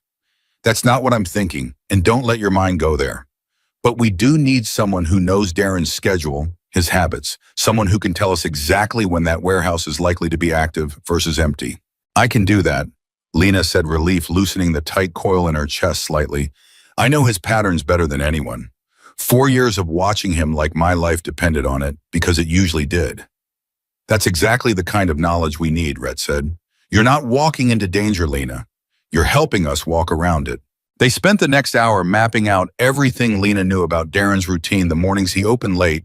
Because he'd been out somewhere the night before, the Tuesday and Friday evenings, he consistently disappeared for 2 or 3 hours without explanation. The way his phone would buzz at exact predictable intervals on certain days, always answered in the privacy of his locked office. "Tuesdays and Fridays," Rhett said, studying the pattern Lena had laid out. "That lines up with the truck's route. Cutter, get eyes on that warehouse tonight. Quiet surveillance, only nobody gets close enough to be seen." "On it." The day stretched on in a strange, suspended tension, Lena moving between moments of frantic productivity, recounting details, reviewing photographs, helping piece together a timeline that grew more damning with every hour, and long stretches of raw, exhausting fear, the 48-hour countdown ticking steadily downward in the back of her mind, no matter how hard she tried to focus on anything else. Around noon, her phone buzzed with a text from an unfamiliar number, and her heart nearly stopped before she recognized the area code as belonging to the diner's landline. "This is Marta. You okay? Darren's been asking where you are. Told him you were sick, but he don't believe me. Something's wrong with him today. Never seen him this jumpy." Lena's fingers hovered over the screen for a long moment before she typed back, careful measured. "I'm okay. Taking a couple days. Is he doing anything unusual?" The reply took several minutes, long enough that Lena's anxiety climbed steadily higher with every passing second. "He had 2 men come by this morning before opening. Not customers. They talked in his office a long time. He looked scared after. Been snapping at everybody all day." "Lena, something's happening here, and I don't like it." Lena showed the messages to Rhett, who read them with a deepening frown. 2 men before opening hours," he said. "Not Frank himself, then. Could be enforcers sent to check on Darren's progress." "Progress on getting rid of me," Lena said quietly, the words tasting bitter in her mouth even as she said them. "We're not going to let that happen." Rhett's voice held an absolute certainty that I steadied something trembling in her chest. "But this tells me the clock's moving faster than we thought.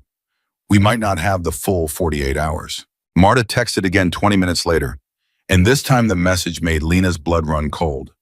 "Darren just left again. Real hurry, didn't say where. Left the register unlocked, which he never does. Something's really wrong, Lena. I'm scared." "He's unraveling," Rhett said, reading over Lena's shoulder. "Scared men make mistakes. This could be good for us, or it could mean he's about to do something reckless." "Or both," Lena said grimly. Cutter's phone rang at that exact moment, and the room went still as he answered. listening intently before his expression shifted into something urgent. Darren's car just pulled up to the warehouse, he reported. Alone this time? No sign of Frank or the truck yet. Get our guy closer, Rhett said immediately, carefully. I want to know exactly what he's doing there. The wait that followed felt endless. Lena pacing the small living room while Rhett and Cutter monitored updates coming in fragments, each one adding another piece to a picture that was rapidly becoming clearer and more dangerous than any of them had anticipated. He's pacing, Cutter reported after several minutes. Alone inside. Our guy could see him through a side window talking on the phone, looks agitated. Can he hear anything? Trying to get closer without being seen. Another few minutes passed in tense silence, and then Cutter's phone buzzed again.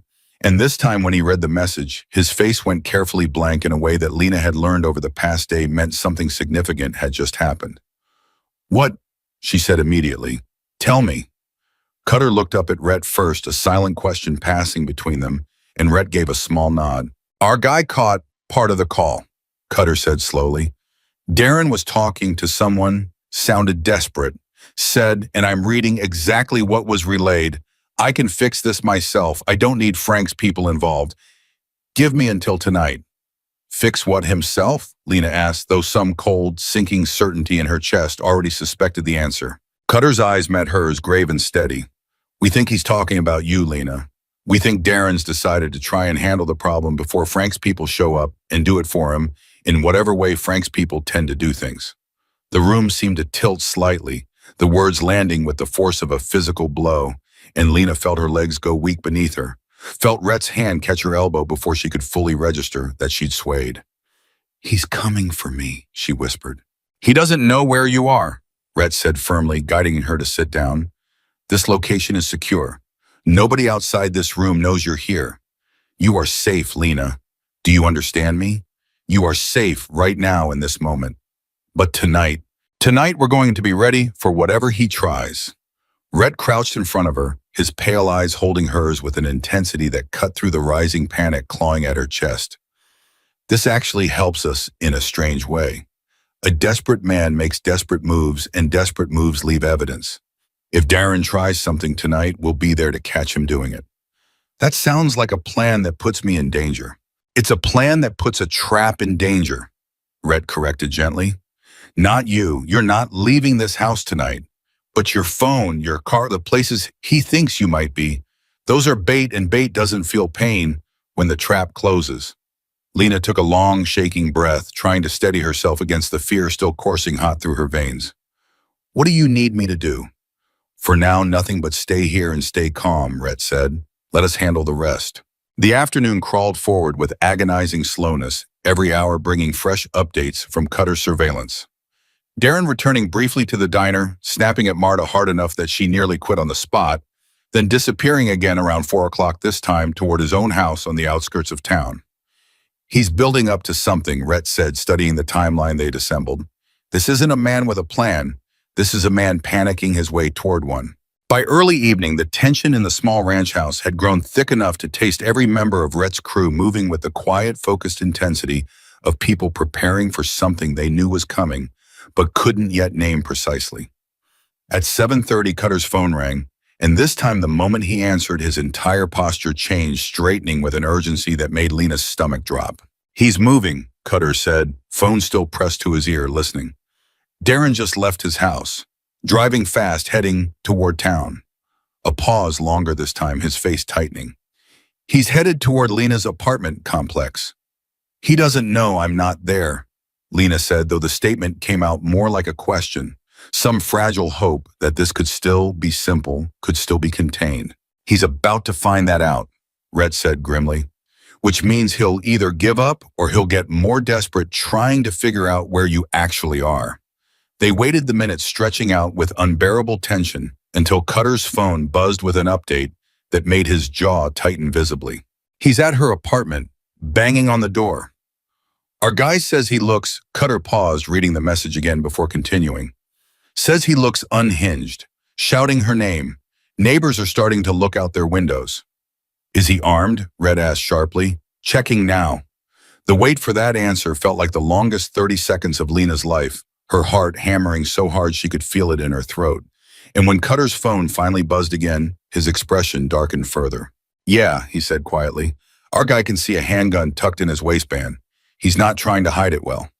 The room went very still, the weight of that information settling over everyone present, and Lena felt the fragile composure she'd been holding on to all day finally begin to crack. "He's going to hurt someone," she whispered. "If he doesn't find me, he's going to hurt someone else looking for me." "That's not going to happen." Rhett was already moving, grabbing his jacket, his voice hardening into something that brooked no argument. "Cutter, call it in. Anonymous tip, armed man, disturbing the peace, matching Darren's description and vehicle. Let the local police handle the immediate situation while we handle everything else." "You said we couldn't trust the local police," Lena said, panic rising in her voice. "We can't trust them with the trafficking case," Rhett corrected, already halfway to the door. "But a man waving a gun around outside an apartment complex scaring the neighbors, that's not something even a compromised department can afford to ignore in a town this small. Too many witnesses, too public." He was gone within minutes, Cutter close behind him, and Lena sat alone in the ranch house living room, with the third man whose name she still didn't know, both of them listening to the tense clipped updates coming through on speakerphone as the situation outside her apartment unfolded in real time. "Police just arrived," came Cutter's voice through the phone, tight with focus. "Darren's arguing with them, denying the gun. They're searching him now." A long, agonizing pause. "Found it," Cutter continued. "They're cuffing him. Illegal concealed weapon disturbing the peace. Not the charges we need, but it's something. Gets him off the street for tonight at least." Lena let out a breath she hadn't realized she'd been holding, relief flooding through her so intensely her hands began to shake. "Is he saying anything?" she asked, leaning toward the phone. There was a pause, and when Cutter's voice came back, something in his tone had changed, gone careful, almost hesitant. "Yeah," he said. "He's yelling, saying somebody's going to kill him if he doesn't fix this, saying he never meant for it to go this far. The cops are just writing it off as a drunk man ranting, but..." "But what?" Lena pressed. "But it sounded like more than that to me," Cutter said quietly. "Sounded like a man who's genuinely terrified for his life. Not performing it, actually living it." The words settled over Lena strangely, an unexpected and unwelcome complexity threading through the fear and anger she'd been carrying all day. She thought of Darren's pale, shaken face after his conversation with Rhett in the office. She thought of the desperate phone call Cutter's surveillance had caught earlier, the pleading tone in his voice. She thought unbidden of Beth Sutter and wondered if Darren too had once been someone's employee. Someone caught in a trap he hadn't fully understood until it was already closing around him.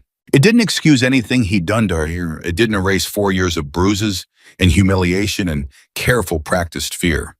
But it complicated the clean narrative of villain and victim that she'd been holding on to, and something in that complication made her chest ache in a way she hadn't expected.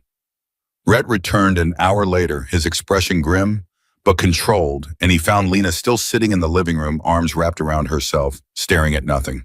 "He's in a holding cell for tonight," Rhett confirmed, settling into the chair across from her.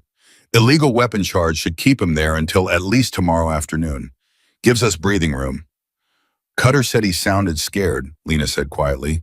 "Really scared. Not just angry that his plan didn't work." "He should be scared," Rhett said, though his voice carried less hardness than she expected. "Frank's people don't tend to forgive failure gently." "Do you think..." She hesitated, unsure how to voice the strange, uncomfortable thought that had been forming in her mind. "Do you think Darren got trapped in this the same way I did?" "Not the same, obviously. What he did to me was..." She stopped, unable to find words adequate for 4 years of cruelty. "But do you think somebody like Frank found him the way Frank's people found Beth? Found a weakness and used it?" Rhett was quiet for a long moment, considering the question with the same careful attention he seemed to give everything. "Maybe," he said finally. "Cruelty and cowardice aren't the same thing, Lena, but they can live in the same man at the same time. Doesn't make what he did to you any less real. Doesn't make the bruises any less his fault. But it's possible he made one bad choice. A long time ago, took money he shouldn't have looked away from, something he shouldn't have looked away from, and got trapped deeper into it than he ever meant to go. Until the only tools he had left were fear and cruelty, because he'd already lost every better option." "That's almost worse," Lena said quietly, understanding him a little. "I wanted to just hate him clean. Simple. Instead it's..." Complicated, Rhett finished. Yeah, most true things are. They sat with that for a moment, the quiet between them heavy but not uncomfortable, and then Rhett's phone buzzed with a message that visibly shifted his focus, his expression sharpening back into the careful, strategic attention she'd come to associate with genuine progress. What is it? She asked. My contact with state police, Rhett said, reading. Told them what we've got so far. The pattern with Talon Freight, the surveillance photos, the connection to Frank Delgado. They're interested. Say if we can bring them something concrete, tie the shell company directly to trafficking activity, they'll open a formal investigation. That's good news, isn't it? It's very good news, Rhett confirmed. But we still need that concrete evidence. Photos and patterns get their attention. They don't get a conviction. What would get a conviction? Direct evidence, Rhett said. Someone or something inside that warehouse operation willing to confirm what's actually happening there. Documentation. A witness. His eyes met hers, careful, deliberate. Or someone who worked close enough to the operation to have seen something firsthand and is willing to testify to it. The implication hung in the air between them, and Lena felt her chest tighten with a fear that was different from anything she'd felt over the past 2 days. Not fear of Darren or even fear of Frank, but the deeper, more fundamental fear of being asked to stand up in a room and speak a truth that could follow her for the rest of her life in either direction. You want me to testify? She said slowly. Not yet. Not unless it comes to that, and not unless you're ready for it. Rhett's voice was gentle but honest. But I want you to start thinking about it, because if this goes where I think it's going, there's a real chance it becomes necessary. And I won't lie to you and pretend that's a small thing to ask. Lena sat with the weight of that possibility turning it over in her mind, the image of herself in a courtroom facing down not just Darren, but potentially Frank Delgado himself, speaking aloud everything she'd spent 4 years learning to swallow and bury and survive around. If it means Beth gets justice, she said finally, her voice steadier than she expected it to be. If it means no other woman ends up disappearing from that diner, or any diner like it, then yes, I'll do it. Something shifted in Rhett's expression, a mixture of pride and something softer.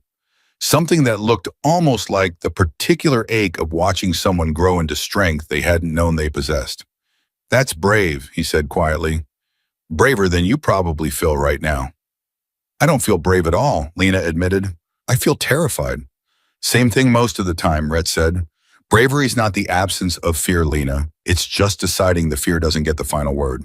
Her phone buzzed unexpectedly on the table beside her, and she glanced down to see Marta's name flash across the screen, and something about the timing so soon after everything they'd just discussed sent a fresh spike of adrenaline through her chest before she'd even opened the message.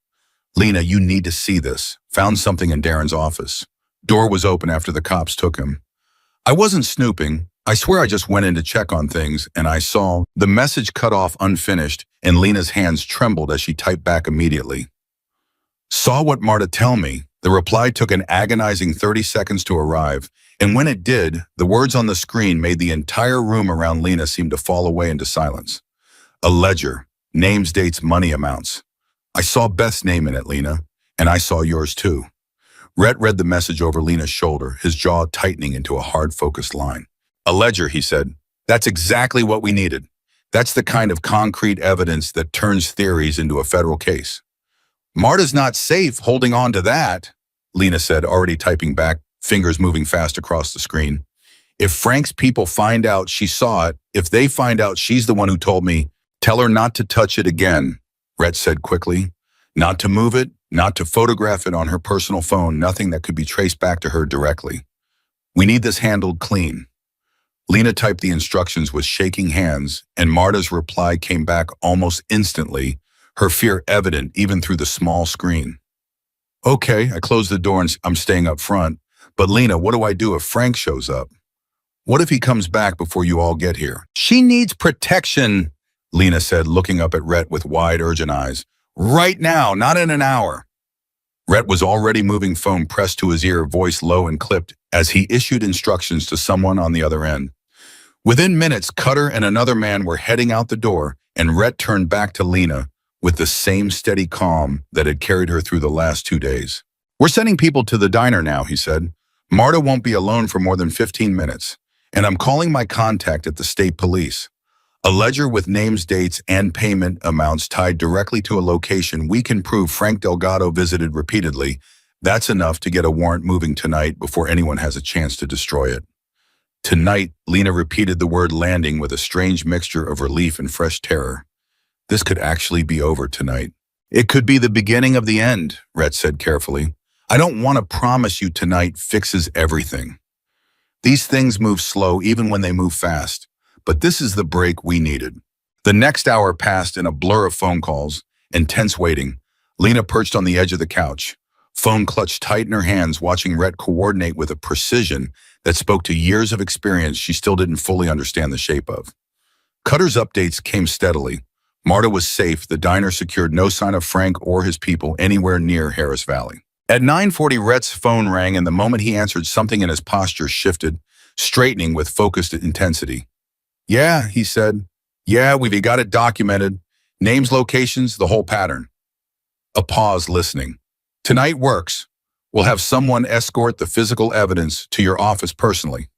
He hung up and turned to Lena, and for the first time since she'd met him, something like genuine hope flickered across his weathered face. State police are moving on this, he said. They're sending an agent out tonight to formally take possession of the ledger, start building the case properly. This is real now, Lena. This is happening.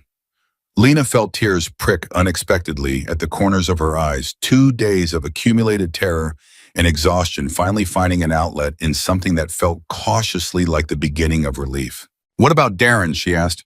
He's still in holding on the weapons charge. What happens to him now? Now that the state's involved, that changes everything for him too, Rhett said. They'll want to talk to him, see if he's willing to cooperate against Frank in exchange for a lighter sentence. Men like Darren, once they realize the organization they've been protecting isn't going to protect them back, they tend to talk fast. Do you think he will cooperate? Rhett considered the question for a long moment. I think a man who is scared enough to wave a gun around outside your apartment, scared enough to consider trying to hurt you himself, rather than face what Frank's people might do, that's a man who's already halfway to breaking. Given the right pressure, yeah, I think he talks. They didn't sleep much that night. Around midnight, a state police agent arrived at a secure meeting point Rhett had arranged, and Lena, for the first time, found herself sitting across a table from someone in a uniform recounting everything she knew in a formal recorded statement. Her voice steadier than she expected as the words finally found their way out into a space that could actually do something with them. Agent Reyes was a woman perhaps 10 years older than Lena, with sharp, attentive eyes and a manner that felt entirely different from the fear Lena had learned to associate with authority figures over the past 4 years. She listened without judgment, asked careful, precise questions, and by the time the interview concluded close to 2 a.m, Lena felt something she hadn't expected to feel at all. Believed. This is significant, Agent Reyes said, closing her notebook. The ledger combined with your testimony and the surveillance data your friends have gathered gives us a real foundation. We'll need more, but this is a strong start. Miss Harper, I want you to know whatever happens next, you did the right thing coming forward. I didn't come forward, Lena said quietly. Not really. I was scared into a corner, and somebody else did most of the work. Sometimes that's how it happens, Agent Reyes said not unkindly. Doesn't make the outcome any less important, or your courage any less real. She left with the promise of a follow-up in the coming days, and Lena sat in the quiet aftermath of the interview exhaustion, pressing down on her like a physical weight. But underneath it, something new had taken root. A fragile, unfamiliar sense that the story of her life might not be as fixed and inescapable as she'd believed for 4 long years. The next morning brought news that changed everything. Rhett's phone rang just after 7, and Lena watched his face carefully as he listened, trying to read the outcome in the small shifts of his expression before he'd said a single word. They picked up Frank Delgado overnight, he finally said, lowering the phone. State police coordinated with 2 other counties. Simultaneous raids on the warehouse, the motel outside Bakerstown, and the trucking depot near the state line. They got him! Lena's voice came out barely above a whisper, disbelief threading through every syllable. They got him, and 3 others working directly under him, found evidence at the warehouse matching everything in the ledger records, more names, and... Rhett paused, his expression growing more serious. They found evidence connecting to Beth Sutter specifically, a partial paper trail showing payment to Darren around the time she disappeared. Lena's breath caught at the confirmation of what she'd suspected for 2 years, landing with a complicated weight of vindication and grief. Is she? Lena couldn't finish. The question couldn't make herself ask it directly. They don't know yet, Rhett said gently. The ledger shows payment shows she was moved through the network, but it doesn't confirm what happened to her after that. State police are treating it as an active missing persons case, now tied directly to the trafficking investigation.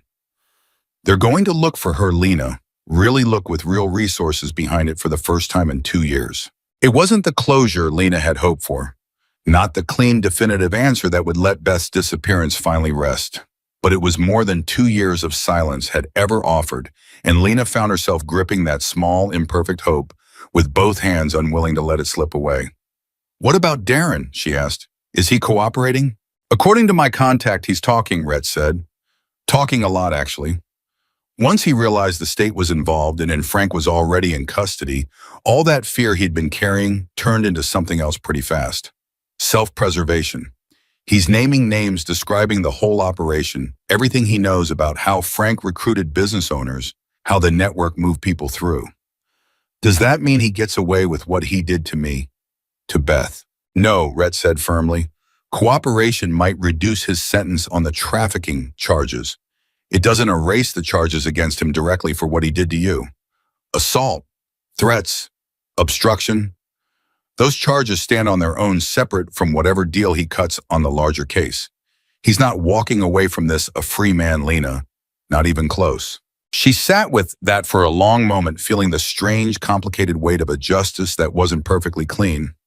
Wasn't the simple villain's downfall she might have imagined in the darkest moments of her 4 years at that diner, but was perhaps exactly the kind of justice the real world actually offered, messy, partial, but real. The days that followed moved quickly, each one bringing new developments that Lena absorbed with a mixture of exhaustion and cautious hope.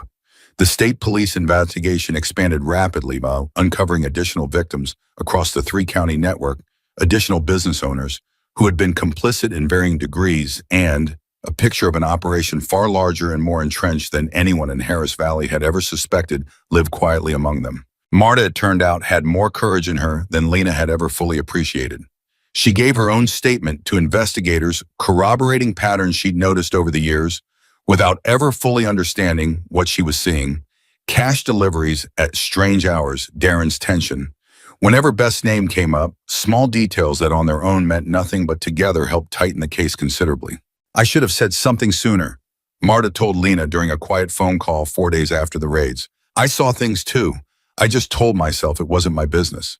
You're saying something now, Lena said. That matters more than when you started.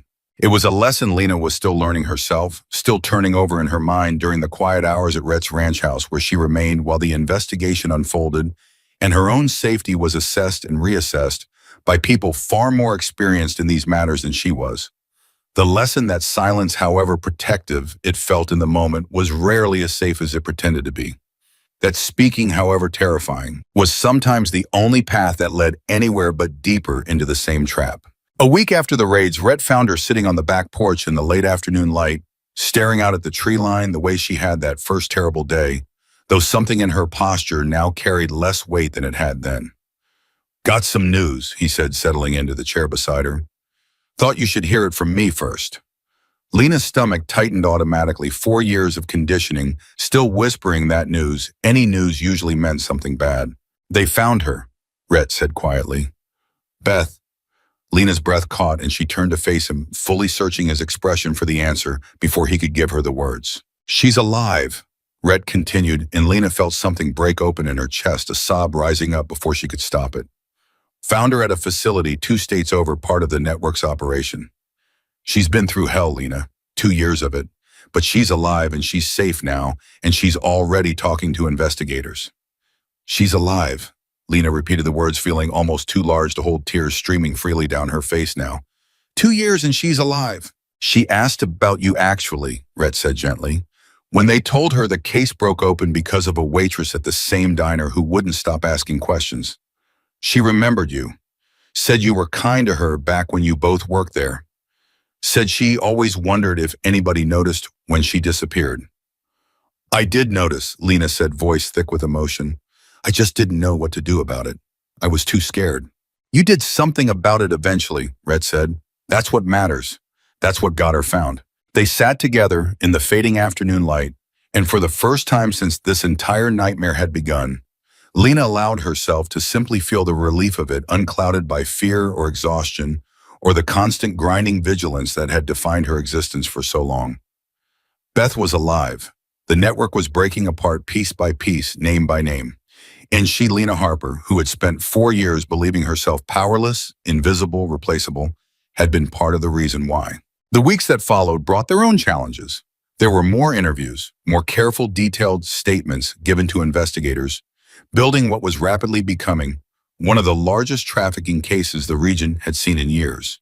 There were nights when the fear resurfaced unexpectedly, when Lena would wake from nightmares about warehouses and ledgers and Darren's hand around her wrist, and Rhett, or one of his crew, would be there patient and steady, reminding her that the danger, for now at least, had passed. Darren's case moved through the system with the particular slowness of legal proceedings, but the outcome, when it finally arrived nearly 2 months later, brought Lena a measure of closure she hadn't fully expected to feel. He pleaded guilty to charges of assault, criminal threats, and facilitating human trafficking, accepting a sentence that would keep him behind bars for the better part of 2 decades. His cooperation with prosecutors against Frank Delgado's larger network had reduced his sentence somewhat, but it hadn't erased the fundamental reckoning of what he'd done to Beth, to Lena, to every vulnerable person who had ever walked through the doors of Cole's Diner, believing they had no other options. Frank Delgado's case was larger, more complex, stretching across multiple jurisdictions and involving dozens of additional charges as investigators continued to uncover the full scope of his operation. Lena wasn't required to testify in that case, her role having been primarily in providing the initial thread that unraveled the whole conspiracy, but she followed its progress from a careful distance, taking quiet satisfaction in each new arrest, each new piece of the network dismantled. It was nearly 3 months after that first day, when the motorcycles had rolled into the diner's gravel lot, filling the air with thunder and changing the entire trajectory of Lena's life, that she finally returned to Harris Valley. Not to Cole's Diner, which had closed permanently once its connection to the trafficking network became public knowledge, but to the town itself, to the small apartment she'd once called home, now feeling different, lighter. No longer haunted by the specific dread that had once accompanied every drive back from a shift. She'd taken a new job by then, waitressing at a small family-owned restaurant 2 towns over, a place with an owner who smiled at his employees because he meant it, who asked about their days because he actually wanted to know the answers. It wasn't a grand transformation, not the kind of dramatic reinvention that made for tidy endings. It was smaller than that, quieter, but no less significant for its modesty, a woman learning slowly and carefully what it felt like to work somewhere without flinching every time a door opened. Rhett found her there one afternoon nearly 4 months after everything had begun, sliding into a booth near the window with the same unhurried presence she remembered from that very first day. "Heard you were doing well," he said as she approached with her order pad, though this time her smile, when it came, reached all the way to her eyes. "I'm doing okay," she said. "Better than okay some days." "That's good to hear." He studied her for a moment, the same careful attention she remembered, though the weight behind it had changed, softened into something that looked unmistakably like genuine warmth. "Beth's doing better too. Thought you'd want to know. She's staying with family now, working through everything with good people helping her along the way." "I'm glad," Lena said, meaning it fully. "I think about her a lot. Wonder if I'll ever get to actually talk to her again." "She mentioned wanting to reach out once she's ready," Rhett said. "These things take time, but the door's open whenever she gets there." Lena nodded, sitting down across from him, without being asked, something she never would have done with a customer 4 months ago, back when every interaction had been carefully measured, carefully controlled by fear of consequences that no longer shaped her days the way they once had. "Can I ask you something?" she said. "Always." "That night you told me about Carol, the woman you didn't help back before all this started for Yugo. Do you think about her a lot?" Rhett's expression grew thoughtful, something old and weathered moving behind his pale eyes. "Every single day," he said, honestly. "I think about her every time I meet somebody who reminds me of her. Every time I see somebody flinch the way she used to flinch." He paused. "I thought about her a lot when I first walked into that diner and saw you." "Is that why you helped me? Because I reminded you of her?" "Partly, maybe, at first. He considered his words carefully. But it stopped being about Carol pretty quick, Lena. It became about you, about what you deserved and what you were capable of once somebody finally believed you deserved better than what you'd settled for. Lena felt something warm and unfamiliar move through her chest at those words, a recognition that she was being seen not as a project or a debt being repaid, but as a person whose own strength had ultimately carried her through the hardest chapter of her life. "I don't think I ever properly thanked you," she said, "for all of it, for noticing that first day, for not walking away when it would have been so much easier." "You don't owe me thanks," Rhett said. "You did the hard part. I just made sure you didn't have to do it completely alone." They sat together for a while longer, conversation drifting easily between them in a way that surprised her with its comfort, its lack of the careful, guarded distance she'd maintained with nearly everyone in her life for the past 4 years.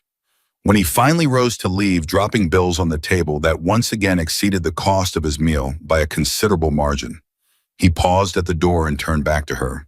"For what it's worth," he said, "I didn't fix your life, Lena. I want you to understand that clearly. Everything you have built since then, this job, this version of yourself that isn't afraid to sit down across from somebody and ask hard questions, that's all yours. I just made sure you could finally see what was possible once the fear stopped controlling every choice you made." "That's a kind way of putting it," Lena said, "but I think you're underselling what you actually did." "Maybe," Rhett said, a small, rare smile crossing his weathered face. "Or maybe I'm just telling you the truth. You were never as small as you thought you were back in that diner.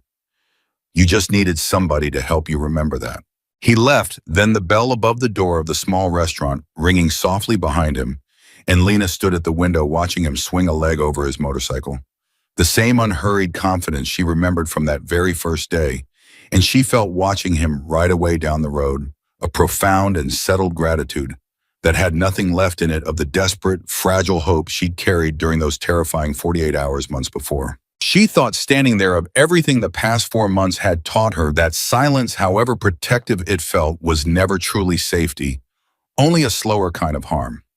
That the people who claimed power over you through fear and humiliation were in the end almost always smaller and more frightened than they appeared, men building fragile fortresses out of other people's suffering because they had nothing sturdier to construct their own worth from. That courage wasn't the absence of fear, but the decision to act anyway, one small choice at a time until those choices accumulated into something that finally looked like freedom. She thought of Beth Sutter alive and healing 2 states away, finally free of an ordeal that had stretched far longer and far darker than Lena's own suffering, but no longer alone in it, no longer forgotten, no longer erased. She thought of Marta, who had found her own courage in the aftermath, speaking truth she'd swallowed for years, because somebody else had finally shown her that speaking was possible. She thought of Darren Cole sitting now in a cell that would hold him for the better part of 2 decades, a man who had built his entire identity on the control and suffering of others, only to discover in the end that such foundations always eventually collapse. And she thought of herself 4 months ago, kneeling on a diner floor, gathering broken plates, while a man screamed at her for a mistake that wasn't hers, believing with her whole exhausted heart that this was simply what her life was destined to be. A slow, grinding erosion of everything she might have become, dressed up in the acceptable language of just keeping a job, just surviving another day. That woman felt distant to her now. Not gone entirely, she still lived somewhere inside. Lena still surfaced in quiet moments of doubt or fear, still whispered occasionally that safety meant staying small, staying quiet, staying invisible. But she no longer had the final word. She no longer got to write the whole story. Lena Harper stood in the window of a restaurant where nobody screamed at her, where nobody made her feel replaceable, where every day she got to practice in small and steady increments what it meant to take up space in her own life without fear of what that space might cost her. She turned away from the window and walked back toward the counter, back toward customers waiting for their coffee refilled, back toward a life that was in every meaningful way entirely her own, now chosen rather than endured, built rather than merely survived. Outside, the sound of Rhett's motorcycle faded into the distance, swallowed up by the ordinary noise of an ordinary afternoon, and Lena Harper no longer hiding bruises behind a practiced smile, no longer flinching at the sound of a raised voice, no longer measuring every word before she dared to speak. It picked up her order pad and moved through her shift exactly the way she wanted to, not as someone surviving, as someone finally and completely deciding